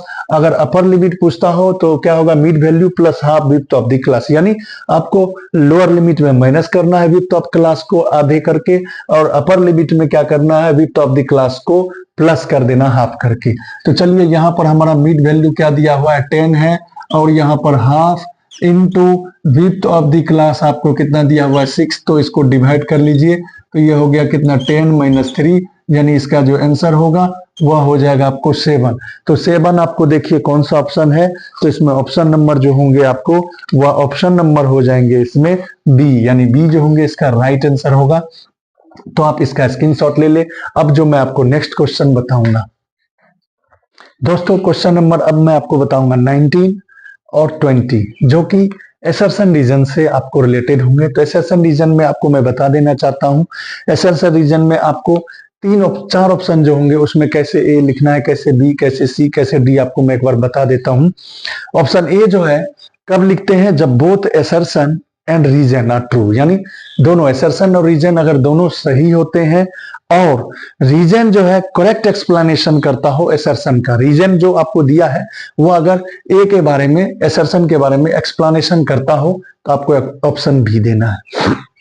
अब देखिए ऑप्शन ए लिखना है, सॉरी फिर से मैं आपको बता दूं, जब आपको असर्शन और रीजन दोनों सही हो और रीजन जो हो असर्शन का सही एक्सप्लेनेशन करता हो तो उसके लिए ऑप्शन ए देना है। जबकि ऑप्शन बी किसके लिए करते हैं, जब असर्शन रीजन दोनों सही हो बट आपको रीजन जो है असर्शन का सही एक्सप्लेनेशन नहीं करता हो तो उसके लिए आपको जो है यानी क्या कर सकते हैं, उसके लिए बी ऑप्शन देंगे। और ऑप्शन सी क्या है, असर्शन इज ट्रू, असर्शन सही हो बट रीजन इज फॉल्स, अगर फॉल्स हो रीजन तो आपको ऑप्शन सी लिखना है। जबकि option D assertion is false, अगर असर्शन गलत हो और रीजन आपको सही हो तो आपको ऑप्शन डी लिखना है। तो चलिए अब हम क्वेश्चन करते हैं। 19 नंबर क्वेश्चन हमारा क्या है, आपको क्या किसके लिए ए लिखना है, किसके लिए बी, किसके लिए सी, किसके लिए डी, मैंने आपको बता दिया। क्वेश्चन नंबर 19 क्या कहता है, the degree of the polynomial, यानी देखिए एक क्वेश्चन दिया हुआ हमारा x square minus 2 into x minus 3 into x plus 4, यह आपको जो है असर्शन में बता रहा है। ये जो है हमारा स्टेटमेंट है वह असर्शन में हमें है, तो असर्शन में हमें दिया हुआ है यानी ए है। तो यह कहता है अगर इसकी डिग्री 3 है, इसकी जो है the degree of the polynomial x square minus 2 into x minus 3 into x plus 4 is 3 का, पहले आप चेक कीजिए क्या इसका डिग्री 3 होंगे। तो देखिए सिंपल सी बात है, मुझे जहां तक लगता है कि इसकी डिग्री 3 नहीं होंगे। अब कैसे नहीं होंगे सर, तो मैं आपको सॉल्व करके बता देता हूं। देखिए एक्स स्क्वायर माइनस 2 हो गया, पहले आप इस दोनों नंबर को मल्टीप्लाई कीजिए, इसको मल्टीप्लाई कीजिएगा, देखिए इसको इसके साथ इंटू कीजिएगा, x into x, x square x into 4, ये हो गया आपको 4x। फिर इसी तरह इसको इसके साथ इंटू कीजिएगा माइनस 3x होगा, फिर इसको इसके साथ इंटू कीजिएगा माइनस 12 होगा। अब देखिए यह एक्स स्क्वायर माइनस 2 हो गया। अब यहाँ पर एक्स स्क्वायर 4 में से आप 3 को घटाइएगा तो ये होगा एक्स माइनस 12, यानी हमने क्या किया, इस दोनों को पहले प्रोडक्ट किया, ठीक है। प्रोडक्ट करने के बाद जो आया वो लिख लिया। फिर अब इस दोनों को हम प्रोडक्ट कर लेते हैं, तो इसे प्रोडक्ट कीजिएगा तो x into x, x square देखिए इसको इसके साथ करेंगे तो एक्स पे पावर 4 हो गया, यहाँ पर होगा आपको एक्स क्यूब होगा, यहाँ पर आप कीजिएगा 12 एक्स स्क्वायर होगा, इसको इसके साथ फिर कीजिए माइनस 2 एक्स स्क्वायर, फिर इसको इसके साथ कीजिए माइनस 2 एक्स, ये माइनस माइनस प्लस 24 होगा, ठीक है। यानी पहले इससे इस तीनों में करेंगे फिर इस नंबर से इस तीनों में करेंगे।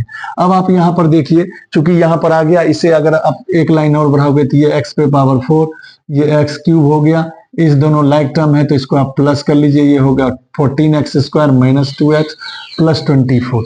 अब हमें पूछा था कि इसकी जो डिग्री होगी वह 3 होगी, डिग्री ऑफ पॉलिनोमियल। तो डिग्री किसको बोलते हैं, जो कोई भी आपको पॉलिनोमियल दिया होगा उसमें जो सबसे अधिक पावर होगी वह उसकी डिग्री कहलाती है। तो यहाँ पर डिग्री देखिए सबसे अधिक पावर आपको 4 है, तो इसकी डिग्री कितनी हो गई आपको, यहाँ पर डिग्री इसकी 4 हो गई। लेकिन हमें क्वेश्चंस में पूछ रहा है क्या, इसको यहाँ पर जो इसको हम सॉल्व किए इस पॉलिनोमियल की डिग्री 4 हो गई, लेकिन हमें पूछता है क्या, इसमें कहता है क्या इसकी डिग्री जो है वह 3 होगी, यहाँ पर पूछता है डिग्री 3 है, तो ये आपको असर्शन क्या हो गया, आपको असर्शन हो गया फॉल्स, ठीक है। असर्शन तो हमारा फॉल्स हो गया। अब रीजन के बारे में हम पढ़ते हैं, रीजन क्या कहता है, a polynomial of degree 3 is called a cubic polynomial. तो ये कथन तो सत्य है, ये अगर किसी भी पॉलिनोमियल की डिग्री 3 है तो उसको क्यूबिक पॉलिनोमियल कहते हैं, यानी असर्शन आपको फॉल्स है, रीजन आपको ट्रू है। तो आपको मैंने क्या बताया था कि अगर असर्शन फॉल्स होगा, रीजन ट्रू होगा, तो उसके लिए ऑप्शन डी देंगे। तो इसका आंसर आपको क्या होगा दोस्तों, ऑप्शन डी होगा। तो ये 19 नंबर क्वेश्चन था, तो आप 19 नंबर क्वेश्चन को नोट कर ले। अब मैं आपको 20 नंबर क्वेश्चन के बारे में बताऊंगा। दोस्तों अब मैं आपको सेक्शन ए के सारे पार्ट के क्वेश्चंस जो है 1 मार्क्स के थे, उन सारे क्वेश्चंस को मैंने सॉल्व करवा दिया।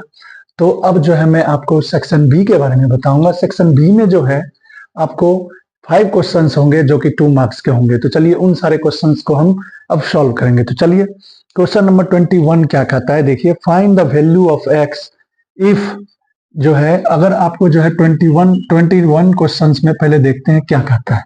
हमें x की वैल्यू को फाइंड करना है। Find the value of x if 6/5 पे पावर x, बीच में इनटू का साइन है, 5/6 पे power 2/x equal to 125 upon 216, यानी x की वैल्यू ज्ञात करनी है आपको।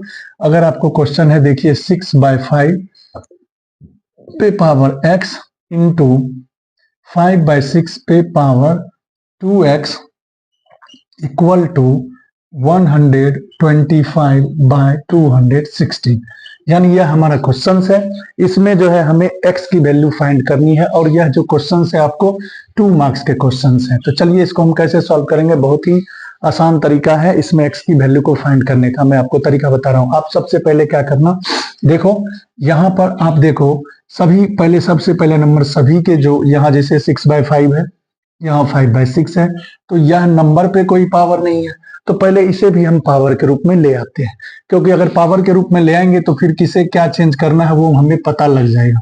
तो इसे अभी 6/5x ही रहने दीजिए। यहाँ पर 5/6 है, इस पे पावर 2x हो गया। और देखिए क्या हम 125 अपॉन 216 है, क्या इसे हम 5/6 पे पावर 3 लिख सकते हैं? बिल्कुल लिख सकते हैं, क्योंकि 5 को अगर 3 बार हम इंटू करेंगे तो 125 आएगा, और 6 को 3 बार इंटू करेंगे तो वह होगा 216। अब आप क्या देख रहे हो, यहां भी 5/6 है, यहां भी 5/6 है, बट यहां पर 6/5 है। तो हम ऐसा करते हैं, सभी का जो बेस है सभी को सेम करने का कोशिश करेंगे। यहाँ 5/6 है, यहाँ भी 5/6 है, तो कोशिश करेंगे इसे भी 5/6 करने का। तो ये 5/6 हो जाएंगे। कैसे होंगे, तो ये इसको हम क्या करेंगे, रेसिप्रोकल करेंगे। जब रेसिप्रोकल करेंगे तो पावर अगर प्लस में है तो वह हो जाएगा माइनस में, क्योंकि आपने एक्सपोनेंट्स और पावर में फॉर्मूला पढ़ा है कि अगर किसी भी नंबर पर नेगेटिव पावर होता है तो उसे हम रेसिप्रोकल कर सकते हैं, नेगेटिव होगा तो यानी ये 5/6, ये 6/5 है, तो इसको 5/6 करेंगे तो ये पावर नेगेटिव हो जाएंगे, रेसिप्रोकल हो जाएंगे। इनटू ये 5/6 रहेगा, इस पे पावर 2/x ही है, ये हमारा 5/6 पे पावर 3 है। अब देखिए दोस्तों, हम क्या करेंगे, सभी का बेस समान है, और आपको पता है जब बेस समान होते हैं और बीच में मल्टीप्लाई, यानी ये होता है बेस और उस पे जो होते हैं पावर, यानी एक्सपोनेंट और पावर जिसे आप बोलते हो। तो जब बेस समान हो, बीच में मल्टीप्लाई का साइन हो, तो बेस आपस में जुड़ जाते हैं। तो आप क्या करेंगे, इस दोनों को जोड़ लेंगे। तो ये 5/6 हो गया, इस पे पावर -x है, और ये है 2x, ये जुड़ जाएंगे, ठीक है। और हमारा ये 5/6 है, इसे रहने दीजिए। तो अब देखिए इस दोनों बेस के जो पावर हैं उसे हम प्लस करते हैं, तो -x में से 2x को घटाएंगे तो ये होगा x, और यहाँ पर हमारा देखिए 5/6 है, इस पे पावर 3 है।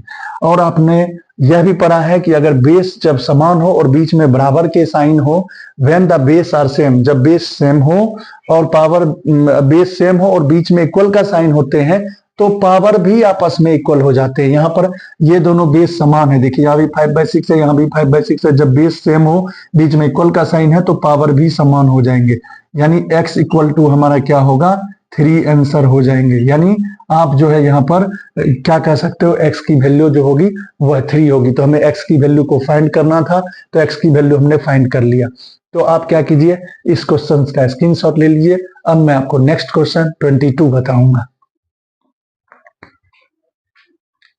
देखिए दोस्तों, अब आपको मैं क्वेश्चन नंबर 22 के बारे में बताऊंगा।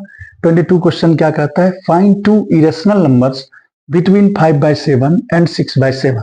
तो 2 इरेशनल नंबर बताना है, यह हमारा जो है इरेशनल नंबर दिया हुआ है। तो इसके बीच में आप कैसे इरेशनल नंबर बताओगे। सबसे पहला तरीका क्या करना, कभी भी आपको फ्रैक्शन में नंबर दिया हो तो आपको सबसे पहले क्या करना है, उस दोनों नंबर को डिवाइड करना है। डिवाइड कैसे करते हैं हम, तो डोमिनेटर से नोमिनेटर में। तो चलिए पहला पॉइंट हम क्या करेंगे, यहाँ पर 7 से 5 में डिवाइड करेंगे, तो 7 में 5 से डिवाइड नहीं होगा। तो आप क्या कीजिएगा, यहाँ पर 0 लगाइएगा, 0 लगाइएगा तो यहाँ पर डेसिमल दीजिएगा। अब करते हैं 7 7 जा 49, फिर यहाँ पर आप डिवाइड करते जाओ, 0 लगाते जाओ, ठीक है। यह तब तक हमें डिवाइड करते रहना है जब तक पूरा ना कटे, लेकिन ये कटने वाला नहीं है। मतलब एक रूल बताते हैं डेसिमल का, आप डेसिमल में डिवाइड करते जाते हो जब तक कि वो रिमाइंडर 0 ना आए। लेकिन इस सारे क्वेश्चंस में कभी भी आपको रेशनल नंबर निकालने के लिए बोले तो उसमें आपको रिमाइंडर 0 नहीं आएगा। तो हम करेंगे क्या, जब रिमाइंडर 0 नहीं आएगा तो हमें यह देखना है कि वह किस डिजिट के बाद रिपीट कर रहा है। जहां से रिपीटेशन शुरू करेगा वहां पर हम एंड कर देंगे। तो चलिए हम देखते हैं डिवाइड करके। तो यहाँ पर 7 1 जा 7, फिर घटाएंगे, फिर ये 3, फिर यहाँ 0, 7 4 जा 28, फिर आप घटा लो यहाँ पर 2, फिर यहाँ पर 0, फिर 7 2 जा 14, फिर घटाओ यहाँ पर आ गया 6, यहाँ पर 0, फिर देखिए आप 7 8 जा 56, फिर यहाँ पर घटाओगे यहाँ पर 0, फिर यहाँ पर 0 लगाएंगे, फिर 7 5 जा 35, फिर घटाओगे आपको आ गया ये कितना, आपको 5 आ गया, ये 0, फिर आप देखो 0, फिर आप लगाओगे यहाँ पर देखो 7 7 जा 49, मतलब फिर अब जो है ना वहां से आपको यह फिर दोहराने वाला है, यानी फिर देखिए 7 आ गया, यहाँ से फिर आप 0 उतारोगे, फिर वह रिपीट होने वाला है, तो इसलिए हम क्या करेंगे, यहाँ पे छोड़ के यहाँ पे हम रेकरिंग लगा देंगे। यानी हमने क्या किया, 5/7 को डिवाइड किया तो हमारा आ गया 0.71428 पे रेकरिंग। यानी अब जो है यहाँ के बाद देखना, फिर यहाँ पर जैसे 50 आया, यहाँ पर 50 आया, फिर यहाँ पर रिमाइंडर 1 आएगा, फिर वही सब चीज आएगा, तो इसलिए यहाँ पर हम क्या करेंगे, यानी फिर वह रिपीटिंग होने वाला है, रिपीटिंग होगा क्योंकि यहाँ पर 50 है, यहाँ पर हम 50 से शुरू किए, यानी फिर यहाँ से रिपीट होने वाला है, इसलिए हम इस पे रेकरिंग लगा देंगे। तो पहले को हमने डिवाइड कर दिया, उसी तरह हम यहाँ पर 6/7 है, तो यानी 6/7 है तो 7 से 6 में डिवाइड करेंगे, तो यहाँ पर 0 लगाएंगे, डेसिमल। अब देखिए 7 8 जा 56, फिर यहाँ पर माइनस करते हैं, यहाँ पर 4, यहाँ पर 0, फिर 7 5 जा 35, इसे माइनस करोगे यहाँ पर होगा 5, फिर ये होगा 0, फिर होगा 7 7 जा 49, फिर माइनस कीजिए 1, फिर यहाँ पर 0, फिर यहाँ पर 7, यहाँ पर फिर घटाएंगे 3, फिर यहाँ पर 0, 7 4 जा 28, फिर घटाएंगे आपको 2 आएगा, फिर 0, फिर 7 2 जा 14 आएगा, फिर घटाएंगे आपको 6, यहाँ पर 0, फिर आप 0 लगाओगे, यानी फिर देखो वहीं से आप जो है 60 आ गया, फिर वहीं से शुरू होने वाला है, तो इसलिए यहाँ पर आप क्या करोगे, रेकरिंग दे दोगे, तो यानी 6/7 आया। अब इसे आप लिख लीजिए, पहले आप डिवीजन कर लेना, सबसे पहला काम, कभी भी दो रेशनल नंबर के बीच आपको इरेशनल नंबर फाइंड करने के लिए बोले तो पहले आप उसे डिवाइड कर लो, और उसे डिवाइड तब तक करना जब तक कि वह डिजिट फिर से रिपीटेड ना आ जाए। जब रिपीटिंग शुरू हो जाएगा वहां पर आप इंड कर देना। तो हमारा यहाँ पर रिपीटिंग शुरू होने वाला था, इसमें भी यहाँ के बाद रिपीटिंग शुरू होने वाला था, तो यहाँ पर हमने रेकरिंग दे दिया। पहला काम क्या करना है, डिवाइड करके आपको जो भी आएंगे उसे आप नोट कर लीजिए, ठीक है। दूसरा काम आपको क्या करना है, मिनिमम 2 अंकों तक लेना है। तो 2 अंकों, जैसे यहाँ 71 है, डेसिमल के बाद 2 अंक लेना है, 71 यहाँ 85, तो 71 और 85 के बीच में आप कोई भी नंबर ले लो।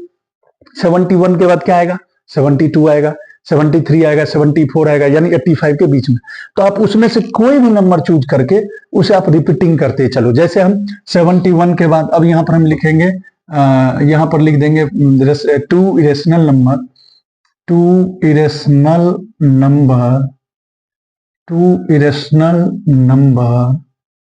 between 5/7 and 6/7।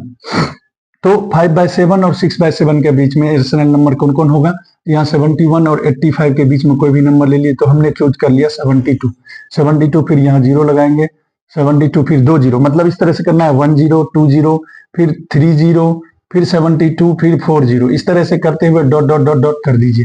फिर इसी तरह इसके बाद अगला क्या होगा, 73 फिर 1 0 72 73 फिर आपको 2 0 फिर 73 3 0 फिर 73 4 0, इस तरह से लेते हुए डॉट डॉट डॉट कर दीजिए, आपको 2 रेशनल नंबर आपको फाइंड हो गया। तो यह आपका फाइनली आंसर होगा। इस तरह से आप कभी भी इरेशनल नंबर निकालने के लिए बोले तो निकाल सकते हो। अब आपको नेक्स्ट क्वेश्चन दोस्तों देखिए, क्वेश्चन नंबर 33 क्या कहता है, if F T equal to √2 T square plus 3 √2 T -1, ये जो टी है रूट के बाहर है आपको, ठीक है, देन फाइंड द f2√2 क्या होगा, यानी आपको वैल्यू को फाइंड करना है कि f2√2 की वैल्यू क्या होगा। तो बहुत ही आसान क्वेश्चन है दोस्तों, इस तरह के क्वेश्चंस में आपको घबराने की कोई जरूरत नहीं है, इसे आप आसानी से सॉल्व कर सकते हो। कैसे सॉल्व करोगे उसका मैं तरीका बताता हूं। आपको जो है यहाँ पर f2√2 की वैल्यू को फाइंड करना है, और इसमें आप देख रहे हो t है सब जगह, तो यानी इस t के जगह पर हमें रखना है 2√2, यानी जहां जहां पर हमारा t है वहां पर रख देंगे 2√2। तो चलिए, ये हमारा √2 पहले से है, t के जगह पर देखिए ये रख देंगे 2√2, और यहाँ पर स्क्वायर है, लगा देंगे स्क्वायर, ठीक है दोस्तों। फिर अगला देखिए, 3√2 है इंटू t की वैल्यू आपको क्या है 2√2, तो 2√2 रख देंगे और यहाँ पर माइनस है, -1 रख लेंगे। अब इसे हम सॉल्व करते हैं। इसे सॉल्व करेंगे, √2 ही रहेगा इनटू, अब देखिए यहाँ पर स्क्वायर है तो 2 का स्क्वायर क्या होगा, 4 होगा। 2 का स्क्वायर 4 होगा और √2 का स्क्वायर क्या होता है दोस्तों, 2 ही होता है। तो 4 2 जा कितना हो गया, 8, यानी 2 का स्क्वायर हो गया। देखिए 2√2 का स्क्वायर है, यानी 2 का स्क्वायर क्या होगा, 4, और √2 का स्क्वायर होगा 2, तो 4 2 जा कितना हो जाएगा, 8 हो जाएगा। प्लस उसी तरह अब देखिए इसको इंटू करते हैं, ये देखिए 3 इंटू 2, 3 2 जा कितना होगा 6, √2 इंटू √2 हो जाएगा 2, तो 6 2 जा कितना हो गया दोस्तों, 12 हो गया। यहाँ पर -1 है। फिर से देखिए इसे कैसे इंटू किए, ये देखिए नंबर को नंबर के साथ किए तो 3 2 जा 6 हो गया, √2 इंटू √2, यानी जब सेम रूट को सेम रूट से इंटू करते हैं तो रूट कैंसिल हो जाता है। तो यहाँ देखिए 3 2 जा 6 हो गया, √2 इंटू √2 करेंगे, रूट कैंसिल, यानी 2 बच जाएगा, तो हो गया 6 2 जा 12 -1। अब इसे सॉल्व कीजिएगा, ये होगा 8√2, और यहाँ पर देखिए 12 में से 1 गया तो कितना हो गया, 11, यानी इसका जो फाइनल आंसर होगा वो होगा 11 plus 8√2 is the final answer. तो ये 23 का जो पार्ट था उसका आंसर हो गया। आप इसका स्क्रीनशॉट ले ले। अब मैं आपको नेक्स्ट क्वेश्चन बताऊंगा। दोस्तों अब देखिए 24 क्वेश्चन क्या कहता है, हम पढ़ते हैं क्वेश्चन।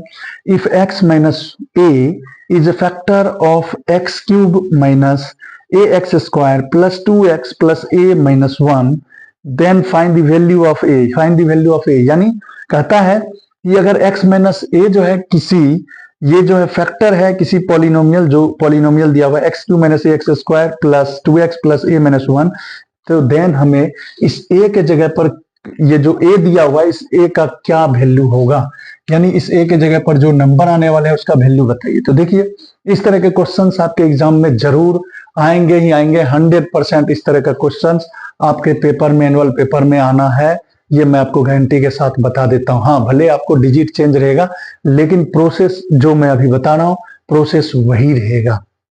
आपको दोस्तों इस तरह के क्वेश्चंस में करना क्या है, जो फैक्टर दिया हुआ है, जैसे यहाँ पर x minus 1 x minus a is a factor बोला है, तो आप पहले इसे 0 के इक्वल कर लीजिए।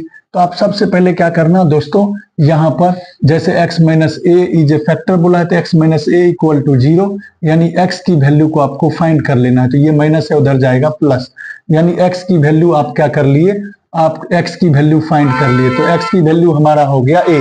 फिर अब जो आपको फैक्टर दिया हुआ है उस फैक्टर जो जिसमें वैल्यू निकालना है वहां पर आपको x की वैल्यू को रख देना है।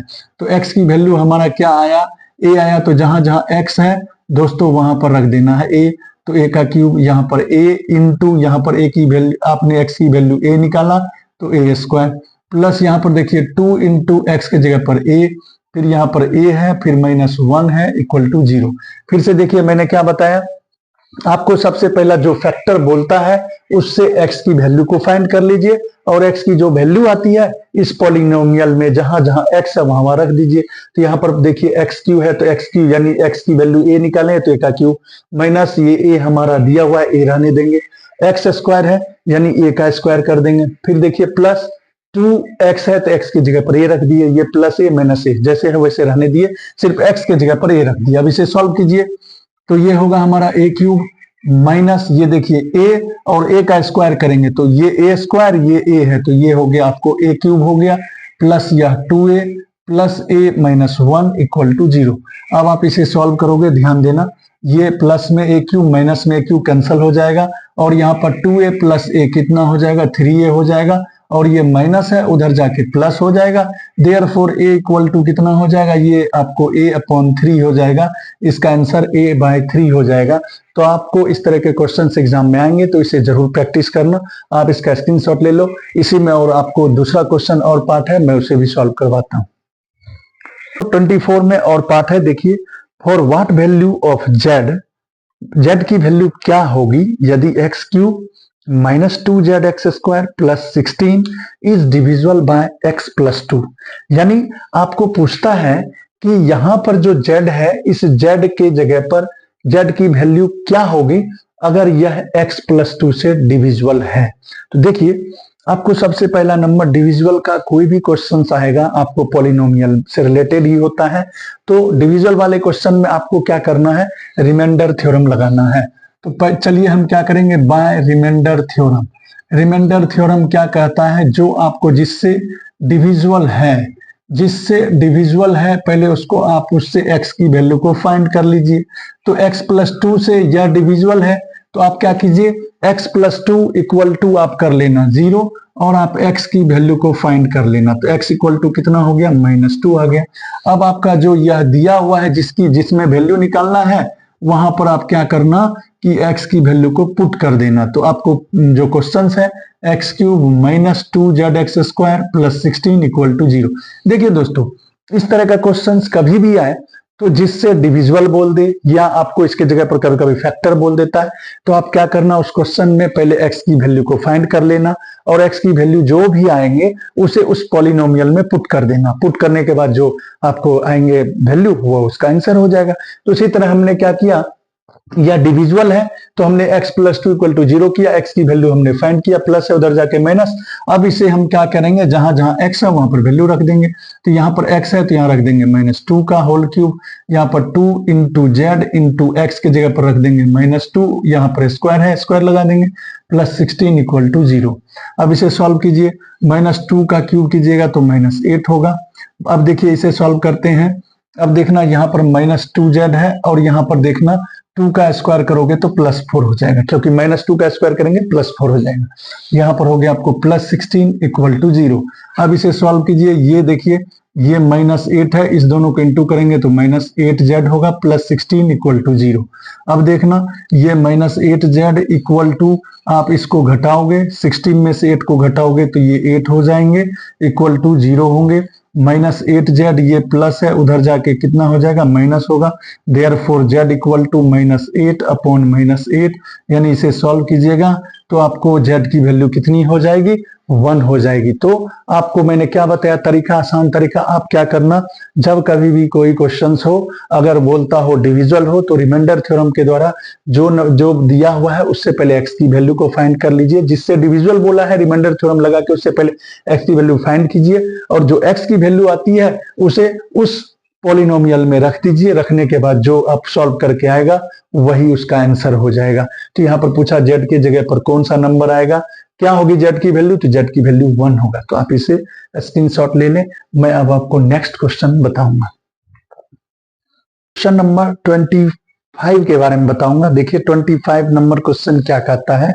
25 नंबर क्वेश्चन जो है हमारा क्या कहता है उसको पहले हम पढ़ेंगे, फिर उसे सॉल्व करेंगे आसानी से। क्या कहता है, for if A point C lies between 2 points A and B such that AC = CD, then prove that AC = half of AB। यानी क्या कह रहा है कि अगर एक पॉइंट C जो है वह 2 पॉइंट A और B के बीच में लाई करती है। तो पहले हम फिगर ड्रॉ कर लेते हैं। सबसे पहला नंबर, यह मान लीजिए पॉइंट A है और यह पॉइंट B है और इसके बीच में C लाइज करती है। इसके आधार पर हमने क्या किया, फिगर ड्रॉ कर लिया। फिर point C lies between 2 points A and B such that AC = CB, तब आपको प्रूव करना है। यानी हमें जो गिवन है पहले नोट कर लेते हैं। हमें गिवन है दोस्तों AC = AB, ठीक है, और हमें जो प्रूव करना है वह प्रूव करना है AC = हाफ AB। चलिए तो इसे हम प्रूफ करते हैं। सबसे पहला नंबर हमें जो गिवन है यह AC = यानी यह जो है AC = AB हमें दिया हुआ है। हम ऐसा करते हैं दोस्तों, प्रूफ जो हमें करना है AC जो है वह हाफ ऑफ AB है, AB का हाफ है। हम ऐसा करते हैं, जो हमें गिवन है पहले हम क्या करते हैं, दोनों में adding AC on the both side, on both side हम क्या करेंगे, जो हमें दिया हुआ है उसमें दोनों तरफ AC को ऐड करते हैं। तो देखिए AC प्लस यहाँ पर AC होगा और इसमें भी हम AC को ऐड करते हैं। यानी हमें जो गिवन है AC = AB।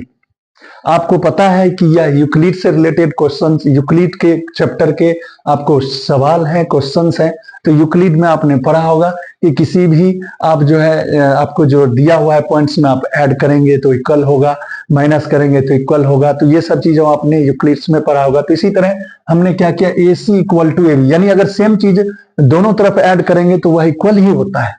तो यहाँ पर AC = AB है तो हमने क्या किया, दोनों तरफ AC, इधर भी AC और इधर भी AC ऐड कर लिया। तो अब देखिए इसको लिखेंगे तो ये होगा 2AC। बट यह हमारा ए सी प्लस ए बी है। देखिए अब यहां पर ध्यान दीजिएगा दोस्तों, ए सी प्लस ए बी, यानी यहां पर ध्यान देना, हमारा जो दिया हुआ है ए सी, अब यहां पर देखना ए सी, और यहां पर आपको जो है, सॉरी एक मिनट, मुझे क्वेश्चन से एक बार फिर से मैं देख लेता हूं। ए सी इक्वल टू यहां पर बी सी है, मैंने गलत लिखा था इसलिए मुझे डाउट हुआ, तो यहां पर A C equal to B सी होगा दोस्तों। गिवन हमें जो दिया हुआ है ए सी इक्वल टू बी सी, मैं जब यहाँ पे सॉल्व कर रहा था तो मुझे गलती का एहसास हो गया कि यहाँ पर मैं कुछ गलत कर रहा हूँ, तो जब गलत करता हूं तो पता लग जाता है, तो बाय मिस्टेक से मैंने यहाँ पर, हमें क्वेश्चन में ए सी इक्वल टू बी सी है, तो A C equal to B सी करना है। अब आप यहाँ पर देखिए, अब आप यहाँ पर देखना दोस्तों, फिर से देखना, यहाँ पर हमारा ए सी, यहाँ पर हमें A C equal to B C था, तो A C equal to B C हमने लिख लिया। फिर हमने क्या किया, adding A C on the both side, दोनों तरफ ए सी को ऐड किया, इसमें भी ए सी ऐड किया, इसमें भी ए सी ऐड किया, तो ए सी ऐड किया तो ये हो गया 2ac, और यह ए सी प्लस बी सी। अब यहाँ पर आप लोगों ध्यान देना दोस्तों, क्या कि ए सी और बी सी, AC को और BC को आप ऐड करोगे तो वह होने वाला है आपको AB होगा, होगा कि नहीं होगा। देखिए AC plus BC, AC plus BC को आप ऐड करोगे तो यानी, बट यहां पर हम लिख देते हैं AC plus BC equal to हमारा AB होगा। AB होगा, क्यों होगा, क्योंकि ये सभी जो है एक ही लाइन पर कोइंसाइड करते हैं। यहां पर लिख सकते हो आप रीजन में कि कोइंसाइड, और मतलब यहां पर लिख सकते हो AC plus B C coincide with point A B, coincide A B पर कोइंसाइड करता है, यानी ए सी और बी सी को आप जो प्लस कीजिएगा तो वह सभी ए बी पर ही कोइंसाइड करते हैं। तो देयरफॉर इसके आधार पर आप क्या कह सकते हो, ये जो हमारा 2ac है इक्वल टू यह हो जाएगा, इसे आप क्या लिख सकते हो, ए बी लिख सकते हो। तो therefore A C equal to हमारा हो जाएगा, ये देखिए डबल है तो उधर जाके हाफ हो जाएगा, तो यही हमें प्रूव करना था। इसे आप ब्रैकेट में लिख लेना, यह रीजन में आप लिख सकते हो, रीजन में लिख लोगे। कैसे हुआ फिर से देखिए, हमारा ए सी इक्वल टू बी सी हमें गिवन था, तो हमने क्या किया, दोनों तरफ AC को ऐड किया, तो दोनों तरफ AC को ऐड किया तो ये हो गया 2AC, और यहाँ पर AC प्लस BC, AC और BC को हम क्या लिख सकते हैं, AB लिख सकते हैं, तो वही लिखे AB, और यह जो है डबल है उधर जाके हाफ हो जाएगा, और यही हमें प्रूव्ड करना था, तो यह हमारा प्रूव्ड हो गया। तो आप इस क्वेश्चन का स्क्रीनशॉट ले ले। तो अभी तक में मैंने आपको 2 मार्क्स के जितने क्वेश्चन थे सेक्शन बी में मैंने आपको करवा दिया।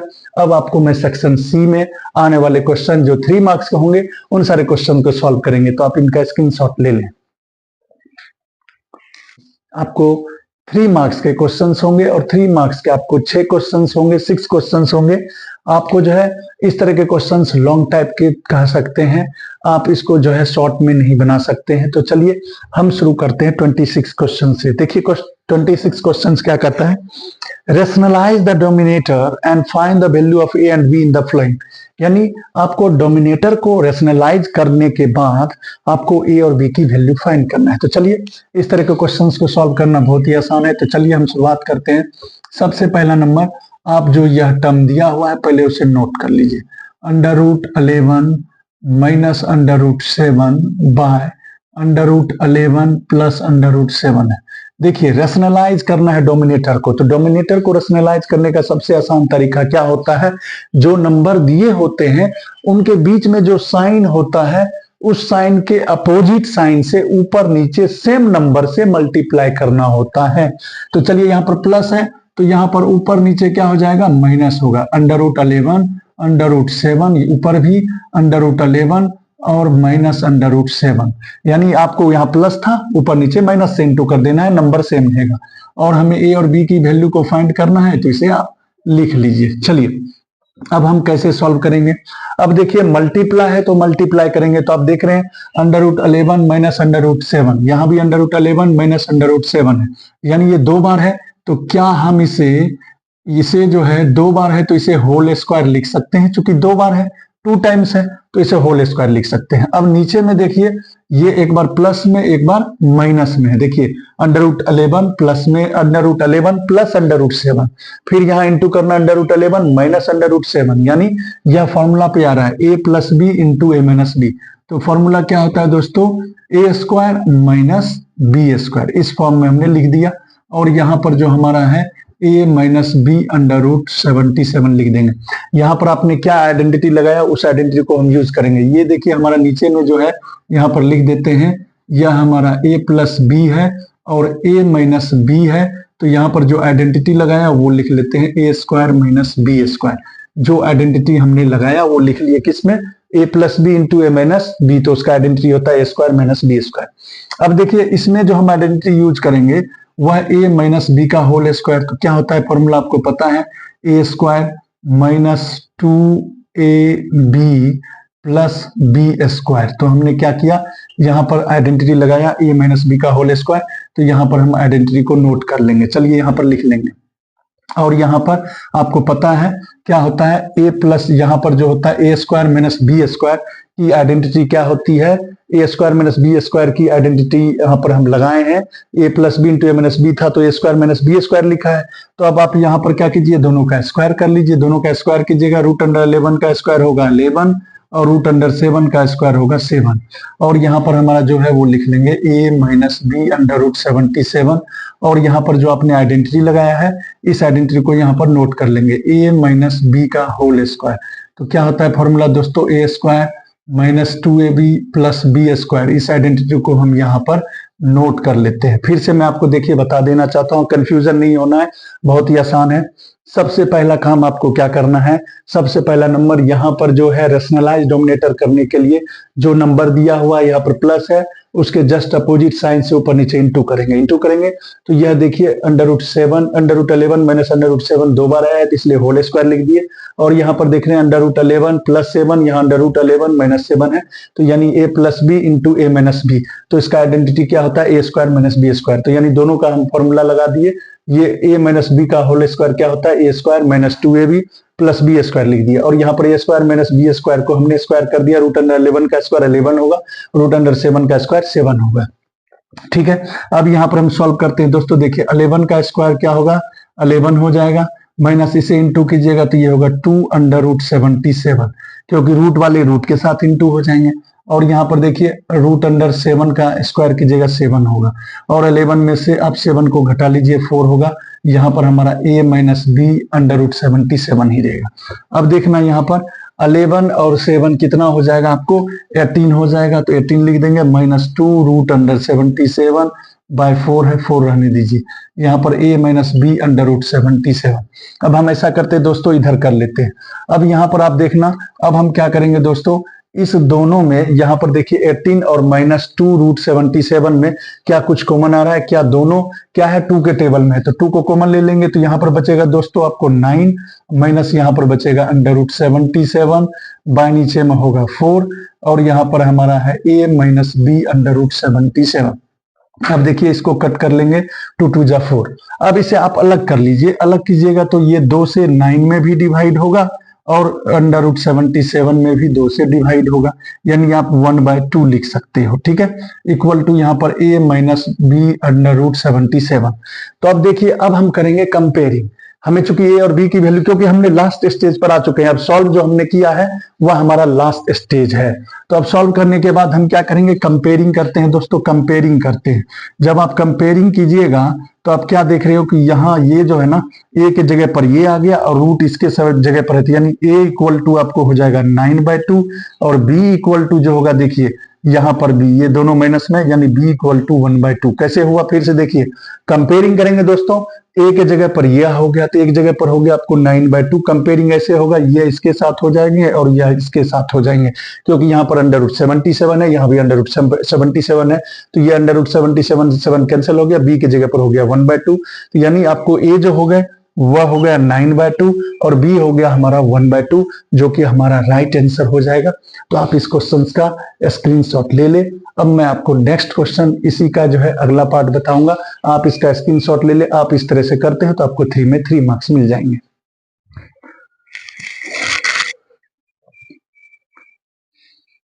क्वेश्चन नंबर 27 बता रहा हूं। 27 देखिए क्वेश्चन क्या कहता है, expand 3x minus y plus under root 2z का होल स्क्वायर यूजिंग आइडेंटिटी।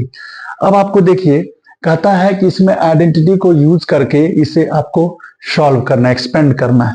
तो मैं आपको बता देना चाहता हूं, हमें बस एक ही फॉर्मूला पता है। क्या पता है वो हम पहले लिख लेते हैं। वी नो, हम क्या जानते हैं, देखिए हम क्या जानते हैं, यहां पर लिखते हैं वी नो डैट। हम क्या जानते हैं, बस एक ही फॉर्मूला आपको क्या करना है, माइंड में रखना है, और उसी फॉर्मूला से हम सारे क्वेश्चंस को, इस तरह के होल स्क्वायर वाले क्वेश्चंस को सॉल्व कर सकते हैं। क्या याद रखना है, आप क्या जानते हो, a प्लस बी प्लस सी का होल स्क्वायर इक्वल टू क्या जानते हो, A square plus B square plus C square plus 2ab plus 2bc plus 2ca, यह फॉर्मूला होता है। आप इसी फॉर्मूला के सहायता से आप जो है इस क्वेश्चन को सॉल्व कर लोगे। क्या कैसे सॉल्व करोगे, ध्यान देना।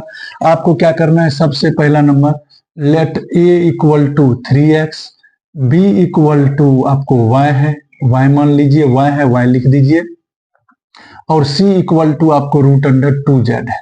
आप क्या कर लिए, आपको क्या करना है, आपको पहले फॉर्मूला लिख देना है। a प्लस बी प्लस सी का होल स्क्वायर क्या होता है, formula a square b square plus C square plus 2ab plus 2bc plus 2ca। अब आप यहां पर देखिए, a के जगह पर 3x है, b के जगह पर -y है, और c के जगह पर √2z है। अब इसी फॉर्मूला को यूज करना है, इसी फॉर्मूला को यूज करते हुए हम करते हैं, ठीक है। तो चलिए अब आप यहां पर ध्यान देना दोस्तों, इसी फॉर्मूला को यूज करेंगे। इसी फॉर्मूला को यूज करते हुए हमने जो मान लिया उसी को यूज करते हुए चलेंगे। तो देखिए हमारा पहले है ए स्क्वायर, तो ए आपने किसको माना, 3x को माना, तो यहां पर 3x का होल स्क्वायर दिए। फिर है प्लस बी स्क्वायर, देखिए बी स्क्वायर है तो बी आपने किसको माना, तो -y, तो -y का होल स्क्वायर, प्लस सी स्क्वायर, तो सी आपको देखिए क्या है, √2z है, तो इसका स्क्वायर कर लीजिए, प्लस, बस हम आइडेंटिटी को यूज कर रहे हैं। अब आपको देखिए क्या है, 2ab, तो 2a आपको क्या है, 3x है, और b हमारा क्या है, -y है, -y लगा देंगे, ठीक है। फिर चलिए आपको क्या है, 2bc, 2 इंटू बी आपको क्या है, -y है, और c आपको क्या है, √2z है, बीच में फिर प्लस है, प्लस लगाइए, ठीक है। फिर है 2ca, 2 इंटू सी देखिए आपको क्या है, √2z इंटू ए क्या है आपको 3x, यानी हमने क्या किया, फिर से देखिए आपने इस फॉर्मूला को यूज किया, a प्लस बी प्लस सी का होल स्क्वायर का फॉर्मूला क्या होता है, a square b square c square plus 2ab plus 2bc plus 2ca। उसी फॉर्मूला को यूज करके a आपको 3x है, b आपको -y है, c आपको √2 और z बाहर है। तो उसी को हमने क्या किया, इस फॉर्मूला पर पुट कर दिया। a के जगह पर हमने रख दिया 3x, b के जगह पर y रख दिया, -y रख दिया, और c के जगह पर √2z, यानी जहां जहां पर जो है आइडेंटिटी उसमें हमने x और y और z की वैल्यू को पुट कर दिया। अब इसे सॉल्व करेंगे दोस्तों, 3 का स्क्वायर कीजिएगा 9x स्क्वायर, -y का स्क्वायर कीजिएगा तो प्लस होगा, और 2√2 का स्क्वायर कीजिएगा तो हो जाएगा 2z स्क्वायर। फिर अब देखिए इसे इंटू करते हैं, यहां पर देखिए प्लस इंटू माइनस क्या हो जाएगा, -2 3 जा कितना हो जाएगा, 6xy। फिर से देखना यहां पर माइनस है, ये प्लस है, प्लस माइनस हो जाएगा, -2 3 जा 6xy। फिर इसी तरह यहां देखिए प्लस माइनस क्या होगा, माइनस हो जाएगा, और यहां पर देखिए 2 है 2 लिख देंगे, और यहां पर √2 है √2 लिख देंगे, y into z, y z हो गया। फिर चलिए प्लस है, प्लस लगा देंगे, अब इसे सॉल्व करेंगे, 2 3 जा कितना होगा, 6 √2z।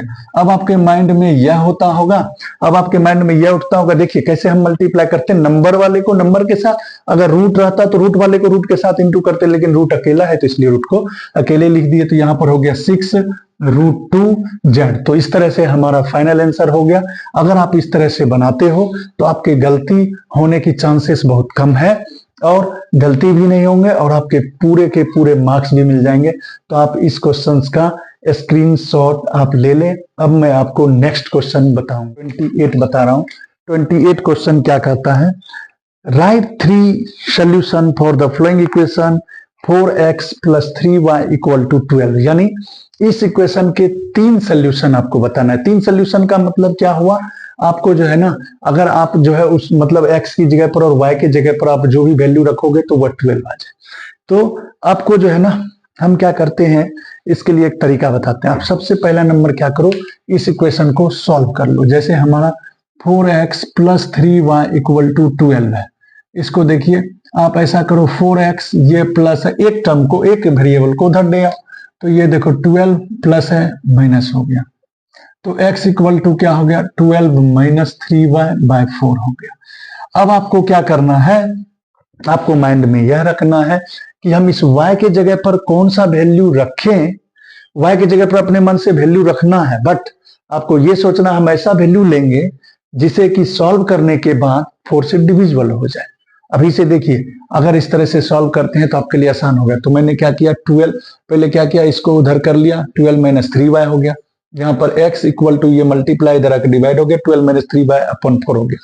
अब इस y के जगह पर हमें ऐसे वैल्यू को चूज करना है जिसे कि आप सॉल्व करोगे, यानी 12 में से माइनस करने के बाद सॉल्व करोगे तो ये 4 से डिविजिबल हो जाना चाहिए।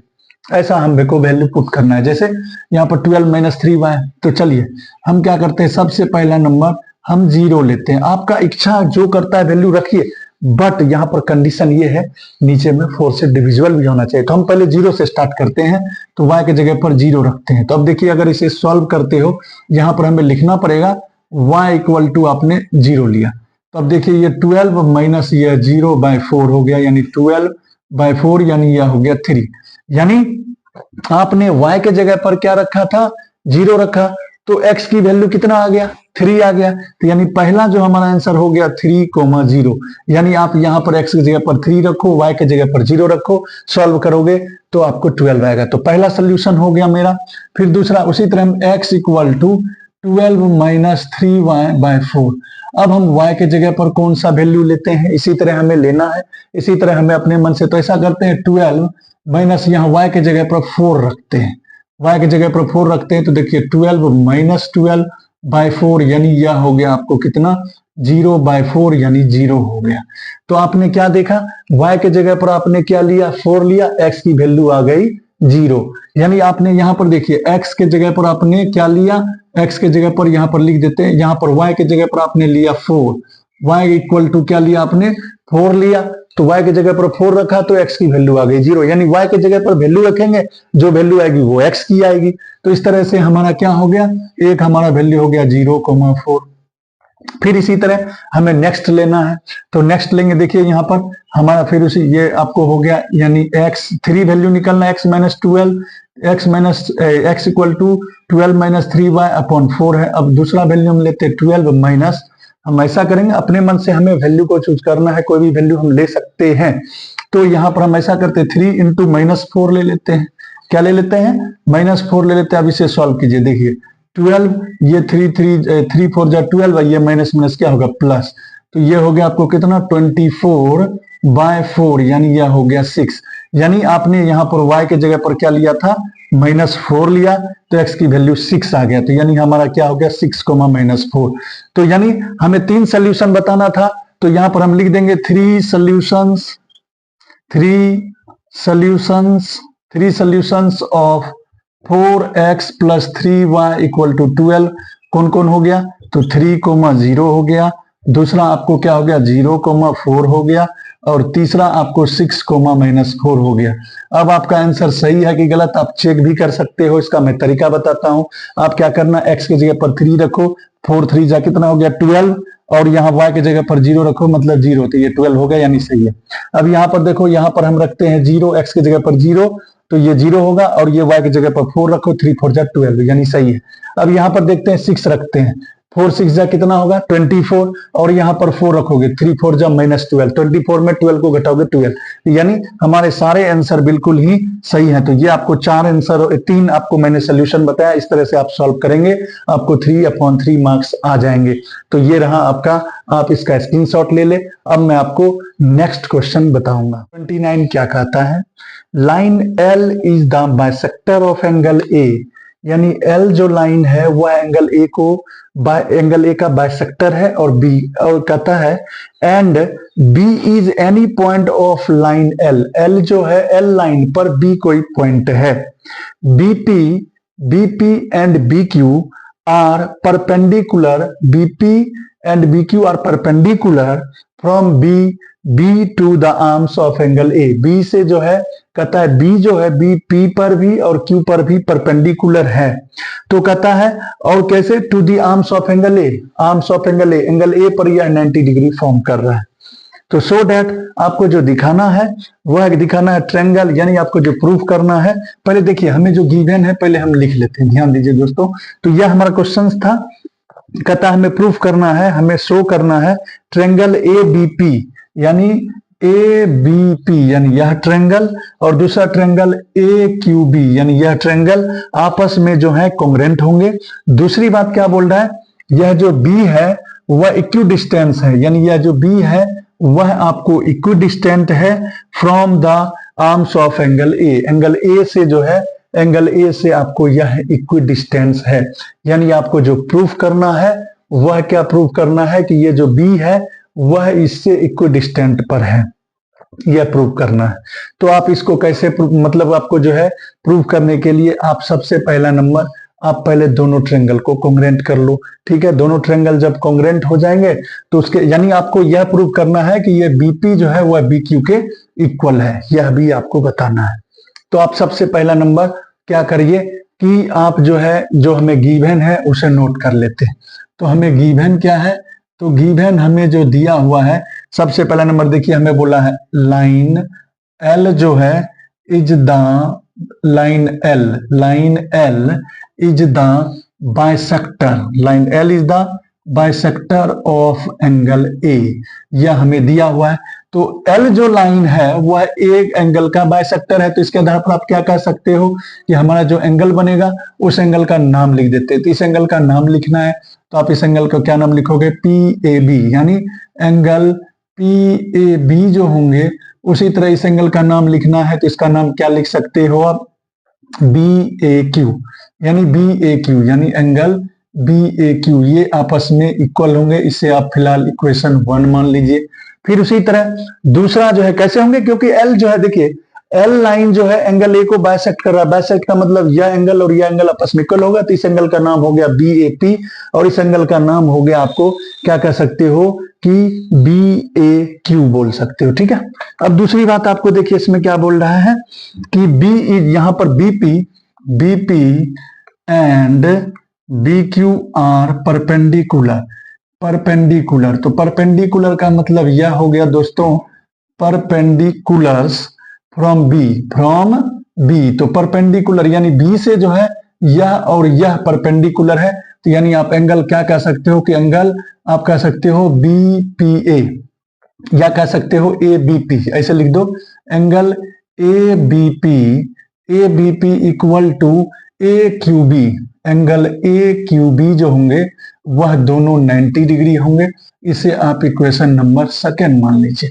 तो आपको जो प्रूफ करना है, आपको जो प्रूफ करना है उसे नोट कर लीजिए। प्रूफ करना है ट्रायंगल ए पी बी, हमें जो प्रूफ करना है ए पी बी कॉन्ग्रेंट है ट्रायंगल किसके, तो ए क्यू बी के, तो यह हमें प्रूफ करना है दोस्तों। तो चलिए कोई नहीं, हम प्रूफ करते हैं। तो प्रूफ में आप क्या लिखोगे, प्रूफ में सबसे पहला नंबर दोनों ट्रायंगल में चलते हैं, इन triangle A P B and triangle A Q B में चलते हैं। फिर से ध्यान देना, जो ट्रायंगल आपको प्रूफ, ये हमें जो गिवन था हमने नोट कर लिया, हमें जो प्रूव करना है उसमें चलते हैं, ए पी बी में और ए क्यू बी में। आप देखो सबसे पहला नंबर दोनों में आपने यह जो है वो ए, यानी सबसे पहला नंबर ये 90 डिग्री है, तो आप लिख सकते हो एंगल ए पी बी, या आप ऐसे भी, हाँ चलिए कोई बात नहीं, लिख सकते हो कि हमारा जो है एंगल ए पी बी जो है 90 डिग्री है। हमें जो पहले आपने ऊपर में प्रूव किया उसे लिख लीजिए। तो यानी angle A P B equal to angle A Q B दोनों में है, यह दोनों 90 डिग्री है, तो यहां पर आप लिख दीजिएगा 90 है, तो यहां पर कैसे लिखे, तो फ्रॉम इक्वेशन नंबर 2 से आ गया, ठीक है, इक्वेशन 2 से आ गया। दूसरी बात आप क्या कह सकते हो कि दोनों एंगल आपस में इक्वल है, angle P A B equal to angle B A Q, जो आपने यह कैसे हुआ, फ्रॉम इक्वेशन नंबर 1 से हो गया, ठीक है, इक्वेशन नंबर 1 से हो गया। दूसरी बात आप क्या देखो, मतलब यह 90 है, यह भी 90 है, दोनों एंगल में आ गया 90, उसके बाद यह एंगल आपस में इक्वल है। और दूसरा देखिए दोनों में ए बी जो है कॉमन साइड है, ए बी क्या है आपको, कॉमन साइड है, तो इसके आधार पर आप क्या कह सकते हो कि सो यहां पर कह सकते हो triangle A B P congruent हो गए triangle A Q B. Reason में आप क्या लिखोगे, ए क्यू बी। रीजन में आप क्या लिख सकते हो कि दोनों ट्रायंगल जो हैं आपस में कॉन्ग्रेंट हो गए, क्योंकि हमारा दो एंगल और एक साइड हो गया, तो इसलिए हम क्या बोल सकते हैं, ए एस कॉन्ग्रेंस रूल से, ए एस कॉन्ग्रेंस रूल से हो गए। ठीक है। अब दूसरा जो हमें प्रूफ करना है, दूसरा जो हमें देखिए प्रूफ करना है इस क्वेश्चन में, हमारा जो दूसरा प्रूफ करना है उसे हम प्रूफ करते हैं। दूसरा हमें प्रूफ क्या करना था कि B is equidistant from the arms of angle A, यानी ये जो B है वह ए आर्म से दोनों इक्वल है, यानी ये आपको प्रूव करना है BP equal to B Q होगा, BP equal to B Q होगा। तो यानी यही चीज है, तो यानी आपको जो प्रूव करना है, यह दोनों ट्रायंगल आपस में इक्वल हो गया। एक प्रूव्ड हमारा यहाँ पर हो गया, यह पहला प्रूव्ड हो गया। दूसरा जो हमें प्रूव्ड करना है वह हम लिख देंगे इसी के आधार पर BP equal to B Q, BP equal to B Q होंगे। रीजन में लिख दीजिएगा सीपीसीटी से, सीपीसीटी से दोनों हो गए प्रूव्ड, क्योंकि यह जो हमें पूछ रहा था कि ए से जो है यह डिस्टेंस है, वह कह रहा है यहाँ पर देखिए B is equidistant from the arms of angle A, यानी बी जो है एंगल ए से इक्वी डिस्टेंट पर है। इक्वी डिस्टेंट का मतलब यह हो गया BP equal to B Q. ये प्रूव करना था, जब दोनों ट्रायंगल आपस में कॉन्ग्रेंट हो गए तो उसके साइड्स भी आपस में इक्वल होंगे सीपीसीटी से, तो यह प्रूफ हो गया।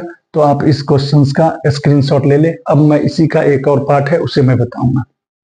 अब देखिए क्वेश्चन नंबर 29 का और पार्ट है, उस पार्ट है उसको हम कैसे सॉल्व करेंगे।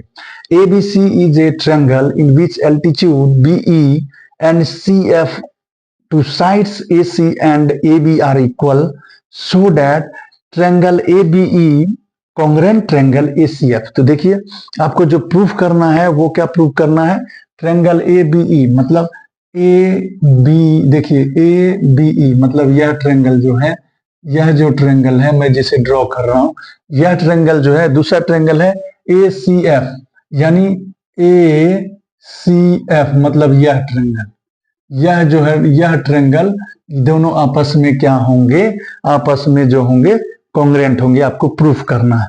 और दूसरा प्रूफ करना है कि जो है ए बी सी एक जो है आइसोसेल्स ट्रायंगल है। आइसोसेल्स ट्रायंगल का मतलब क्या हो गया, हमें A B equal to A C proof करना है। चलिए तो चलिए हम करते हैं। सबसे पहला नंबर हमें जो गिवन है वह देखिए, हमें गिवन क्या है पहले वो नोट कर लेते हैं।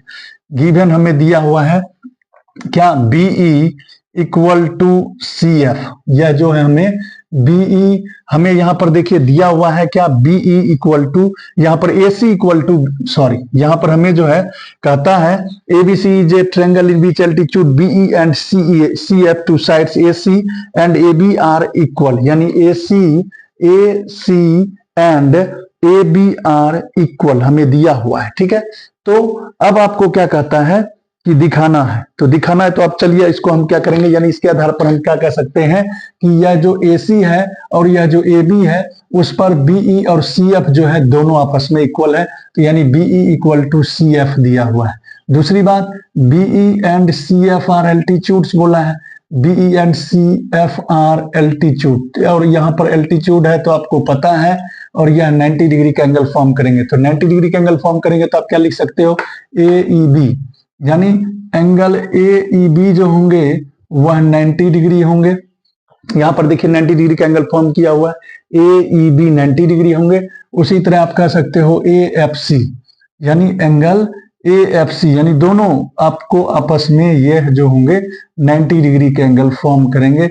इसे आप इक्वेशन नंबर 1 मान लीजिए। ठीक है, अब देखिए अब चलते हैं, हमें जो प्रूफ करना है, हमें जो प्रूफ करना है वो देखिए प्रूव दैट, आपको जो प्रूव करना है क्या, वह प्रूव करना है कि यह जो ट्रायंगल है, ट्रायंगल आप क्या कह सकते हो ए बी ई एंड आपको प्रूव करना है ए बी ई कॉन्ग्रेंट है। दूसरा क्या है ए सी एफ, यह दोनों ट्रायंगल आपको करना है कॉन्ग्रेंट।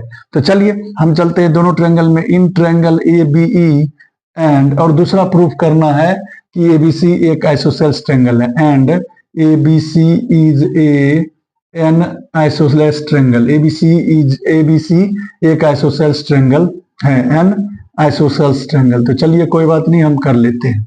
तो दो प्रूफ करना है, पहला प्रूफ करना है आपको ए बी ई और ACF दोनों ट्रायंगल आपस में कॉन्ग्रेंट है, और दूसरा प्रूव करना है कि यह जो ABC है वह एक आइसोसेल्स ट्रायंगल है। तो चलिए तो चलते हैं पहले in triangle ABE and triangle ACF में हम चलेंगे। सबसे पहले ABE यानी ABE यानी यह ट्रायंगल हो गया, और दूसरा ACF यानी यह ट्रायंगल हो गया।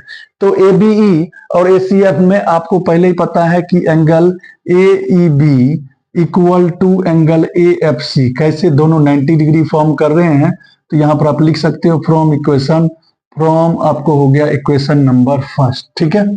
और दूसरी बात आप देखना, दोनों ट्रायंगल में यह जो एंगल है A वह कॉमन है, दोनों में आ रहा है, यानी एंगल A आप कॉमन कह सकते हो, यानी आप कह सकते हो कि ABE में और जो है आपको दूसरा जो है ACF में, दोनों में जो है आपको एंगल A जो है कॉमन है। एंगल A क्या है आपको कॉमन है, यानी कॉमन एंगल कह सकते हो आप, कॉमन एंगल हो गया। और दूसरी बात आपको हमें गिवन है क्या, BE equal to CF, BE equal to CF हमें दिया हुआ है, यह गिवन है।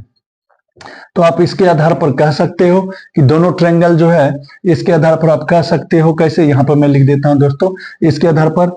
तो आप कह सकते हो ट्रायंगल ABE जो होंगे वह कॉन्ग्रेंट होंगे ट्रायंगल किसके, तो ACF के होंगे। कैसे, तो AAS कॉन्ग्रेंस रूल से, AAS कॉन्ग्रेंस रूल से हो गए, AAS कॉन्ग्रेंस रूल से दो एंगल हो गए और एक साइड हो गया। तो इसके आधार पर यह दोनों ट्रायंगल आपको हो गए क्या, ये दोनों ट्रायंगल आपको हो गए कॉन्ग्रेंट। जब दोनों ट्रायंगल कॉन्ग्रेंट हो गए तो अब आपको प्रूव करना है AB, मतलब आपको जो है ये देखिए AB जो है उसी ट्रायंगल का भाग है और AC इस ट्रायंगल का भाग है। तो इसके आधार पर आप कह सकते हो कि AB इक्वल टू AC होंगे, कैसे, CPCT से, AB इक्वल टू AC होंगे, कैसे, CPCT से होंगे। तो CPCT से होंगे जब दो साइड्स आपस में इक्वल हो गए तो वह आइसोसेल्स ट्रायंगल हो गया। तो सो हम कह सकते हैं ABC is an isosceles triangle. तो यह भी आपको प्रूव्ड हो गया। तो दोस्तों आप फिर से देखिए, मैं आपको बता देना चाहता हूं कैसे हमने प्रूव किया। हमें जो प्रूव करना है, मैं कल इसको आपको डायग्राम से कर देते हैं, बताता। आपको प्रूव करना है ABE और ACF दोनों आपस में कॉन्ग्रेंट ट्रायंगल हैं। तो देखिए ABE में आपको जो है यह 90 डिग्री है और ACF में यह 90 डिग्री है, तो एक एंगल 90 हो गया। दूसरी बात आप दोनों ट्रायंगल में देखना A एंगल कॉमन है, A एंगल कॉमन हो गया। और तीसरी बात तो आपको यह जो आपको BE इक्वल टू CF हमें गिवन है, क्वेश्चन में ही गिवन है। इस तरह से तीन थिंग्स आपको इक्वल हो गए। जब तीन थिंग्स किसी भी ट्रायंगल में इक्वल होते हैं तो वो दोनों ट्रायंगल कॉन्ग्रेंट हो जाते हैं। दोनों ट्रायंगल जब कॉन्ग्रेंट हो गए तो हमें प्रूव करना था AB इक्वल टू AC, यानी आइसोसेल्स ट्रायंगल इसको प्रूव करना है। तो आइसोसेल्स ट्रायंगल कब होगा, जब अपोजिट साइड्स आपस में इक्वल होंगे। तो आपने इस दोनों ट्रायंगल को जब कॉन्ग्रेंट कर दिया, जब दोनों ट्रायंगल कॉन्ग्रेंट है तो उसके आपस में साइड्स भी आपस में इक्वल होंगे। तो AB इक्वल टू हो गए AC, इसके आधार पर आइसोसेल्स ट्रायंगल प्रूफ हो गया। तो यह हो गया। तो आप इसका स्क्रीनशॉट ले लें दोस्तों, और जिन्होंने हमारे चैनल को अभी तक सब्सक्राइब नहीं किया वो सब्सक्राइब कर ले। और दोस्तों वीडियो देख के हमारे वीडियो को लाइक जरूर करें, क्योंकि लाइक करते हैं तो उससे हमारा भी मनोबल बढ़ता है, और लाइक करने से आपका कुछ नहीं जाता है। तो लाइक जरूर करें। अब आपको मैं नेक्स्ट क्वेश्चन बताऊंगा, 30 नंबर क्वेश्चन। अब आपको मैं क्वेश्चन नंबर 30 बता रहा हूँ। क्वेश्चन नंबर 30 क्या कहता है, बहुत ही अच्छा क्वेश्चन है। देखिए, find the perimeter of equilateral triangle whose area is 16√3 centimetre square. तो देखिए हमें पेरीमीटर बताना है इक्विलैटरल ट्रायंगल का, अगर उसकी एरिया दिया हुआ है। तो चलिए देखिए, आपको पता है कि एरिया ऑफ इक्विलैटरल ट्रायंगल क्या होता है। एरिया ऑफ इक्विलैटरल ट्रायंगल होता क्या है दोस्तों, देखिए एरिया ऑफ इक्विलैटरल ट्रायंगल पहले हम नोट कर लेंगे। एरिया ऑफ इक्विलैटरल ट्रायंगल जो होता है वह होता है फॉर्मूला √3/4 A स्क्वायर। अब चूंकि हमें निकालना है पेरीमीटर, तो पेरीमीटर ऑफ इक्विलैटरल ट्रायंगल क्या होगा, 3 इंटू साइड। आपको पता है पेरीमीटर ऑफ इक्विलैटरल ट्रायंगल क्या होगा, 3 इंटू साइड होगा। तो पहले हमें फाइंड करना होगा साइड, क्योंकि हमें दिया हुआ है एरिया। तो एरिया से हम पहले साइड को फाइंड कर लेते हैं। तो चलिए, एरिया ऑफ इक्विलैटरल ट्रायंगल होता है √3/4 A स्क्वायर। ए मतलब साइड हुआ। अब चलिए, इसका जो आपको इसका जो दिया हुआ है, इसकी जो एरिया दी हुई है वह दी हुई है 16√3। तो हम लिख लेंगे 16√3 है अपॉन यह हो गया √3/4, यह हो गया A स्क्वायर। अब आप यहां पर देखना, इसे सॉल्व करोगे। पहले हम A निकालेंगे। A मतलब हो गया साइड, यहां पर लिख देते हैं let A is side of equilateral triangle. Equilateral triangle का यह क्या है, ए आपको साइड है, ठीक है। अब देखिए यहाँ पर यह 4 इधर आ जाएगा, 16√3 यह 4 यहाँ आएगा और यह √3 इधर आ जाएगा, इक्वल टू यहाँ पर बच गया a स्क्वायर। √3 कैंसिल हो गया।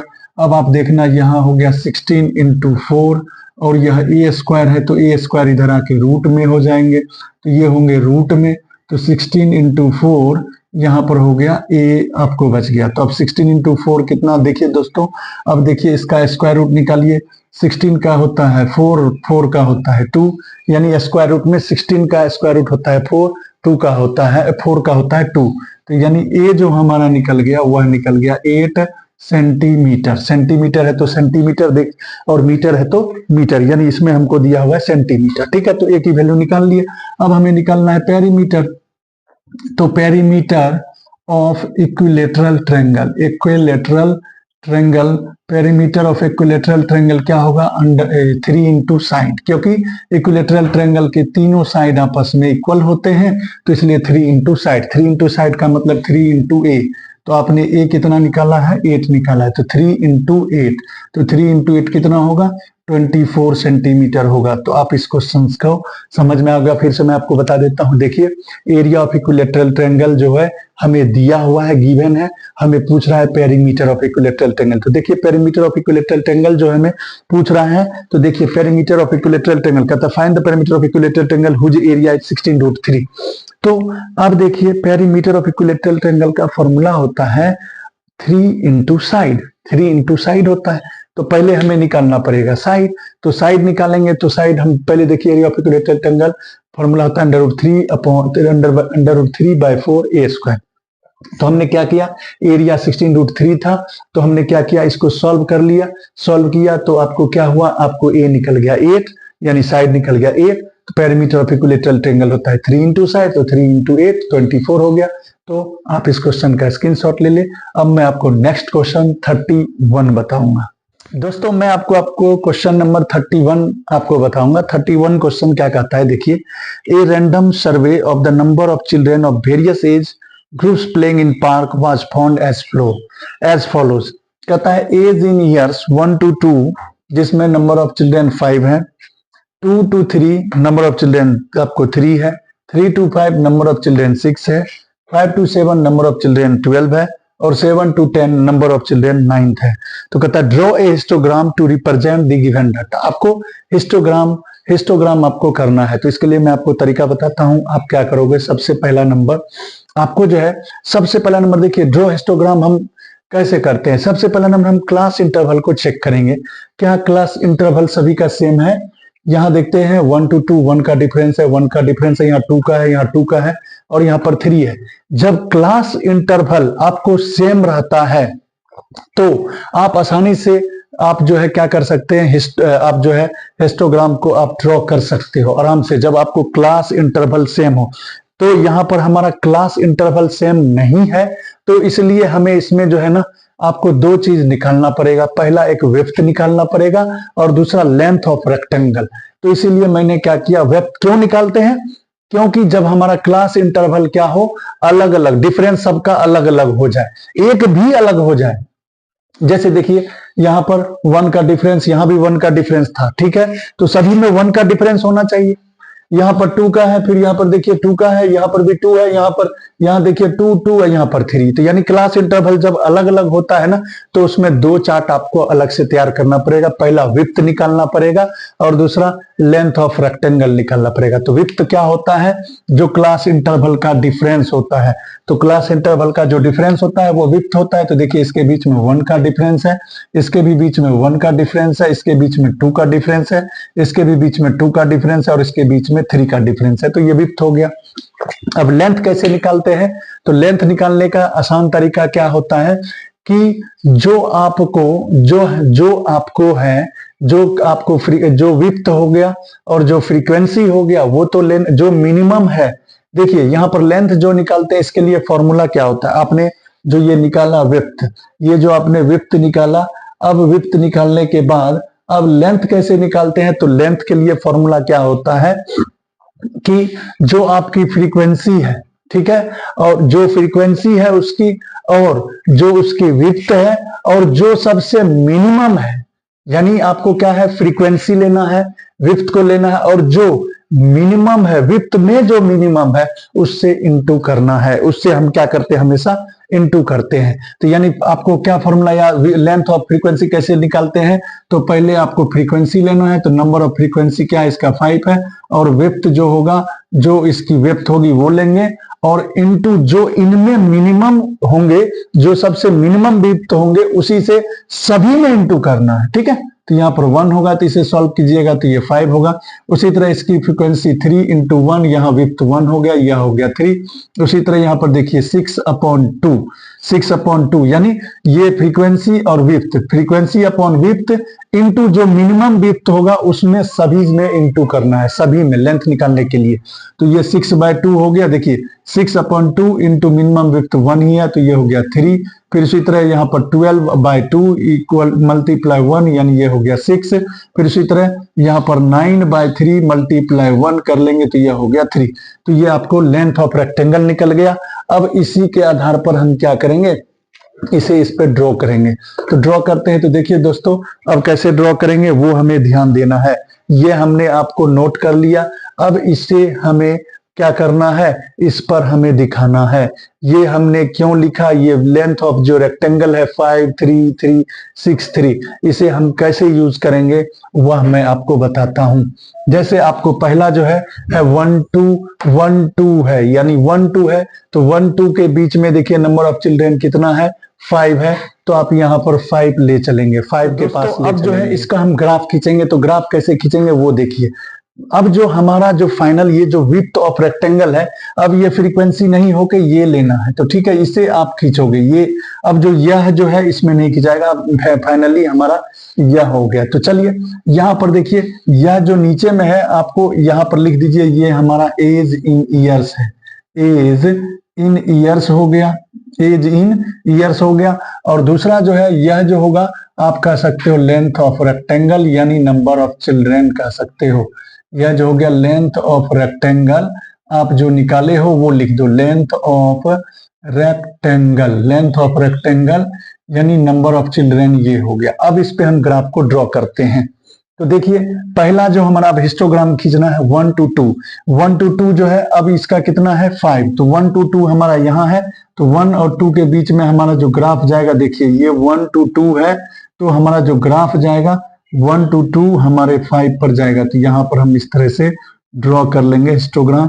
तो हमारा यह जो हो गया 1 to 5 जो हो गया वह कितना हो गया, आपको 5 है, 5 पे दे दिए। फिर दूसरा देखिए 2 से 3 आपको कितना है 3, तो ये 2 हुआ, ये 3 हुआ, तो वह 3 है, तो 3 के पास ले जाएंगे। देखिए 2 से 3 आपको 3 है, तो 3 के पास ले जाइए, और 2 से जो 3 हो गया वह हो गया आपको कितना, 2 से 3 कितना है आपको 3 है, 3 कर देंगे। फिर आपको देखिए 3 to 5 कितना है 3, तो 3 to 5 3, 3 to 5 यानी 3 to 5 जो होगा वह हमारा कितना है। यहाँ पर देखिए मैं फिर से बता दूं, 1 to 2 यहाँ पर 5 है, यहाँ पर 5 लिख लेते हैं। 2 से 3 हमारा 3 है, 3 लिख देते हैं। 3 से 5 हमारा 3 है, यहाँ भी 3 हम नोट कर लेते हैं, ठीक है। फिर आगे देखिए 5 to 7 आपको कितना है 6, 5 to 7 यानी 5 to 7 हमारा 6 के पास ले चलेंगे, ये है 6, यहाँ पर देखिए 6 है, 6 के पास ले चलेंगे। तो 5 to 7 हमारा जो होगा 5 to 7 वह हमारा 6 हो गया, तो 6 के पास हम ले गए। देखिए हिस्टोग्राम अब जो है ये नंबर ऑफ चिल्ड्रेन पर डिपेंड नहीं करेगा, बल्कि लेंथ ऑफ रेक्टेंगल आप जो निकाला है उसी पे ड्रॉ करना है। अगला देखिए 7 to 10, 7 to 10 आपको कितना है 3 है, 7 to 10, तो 7 to 10 जो होगा वह होगा 3, तो 7 to 10 3 के पास हम ले चलेंगे, तो 7 to 10 यह हो गया हमारा 3, 7 to 10 हमारा हो गया 3। तो इस तरह से हमने क्या किया, आपको हिस्टोग्राम ड्रॉ कर लिया। तो आप इस क्वेश्चन का स्क्रीनशॉट ले ले। अब मैं आपको नेक्स्ट जो है क्वेश्चन बताऊंगा। तो अभी तक जिन्होंने दोस्तों हमारे चैनल को लाइक और सब्सक्राइब नहीं किया है, हमारे चैनल को लाइक सब्सक्राइब जरूर करें। और हमारे चैनल को भी आप जो है जितना हो सके आप शेयर कीजिए, जितना शेयर करेंगे ताकि मैं आपके लिए इस तरह के वीडियो आपको दे सकूं। तो आप प्लीज हमारे जो है ये बताए गए जो क्वेश्चंस को है आप जितना हो सके आप जो है उसे रिवाइज कीजिए। रिवीजन जितना करेंगे आपके एग्जाम में उतने अच्छे मार्क्स आएंगे। Thank you.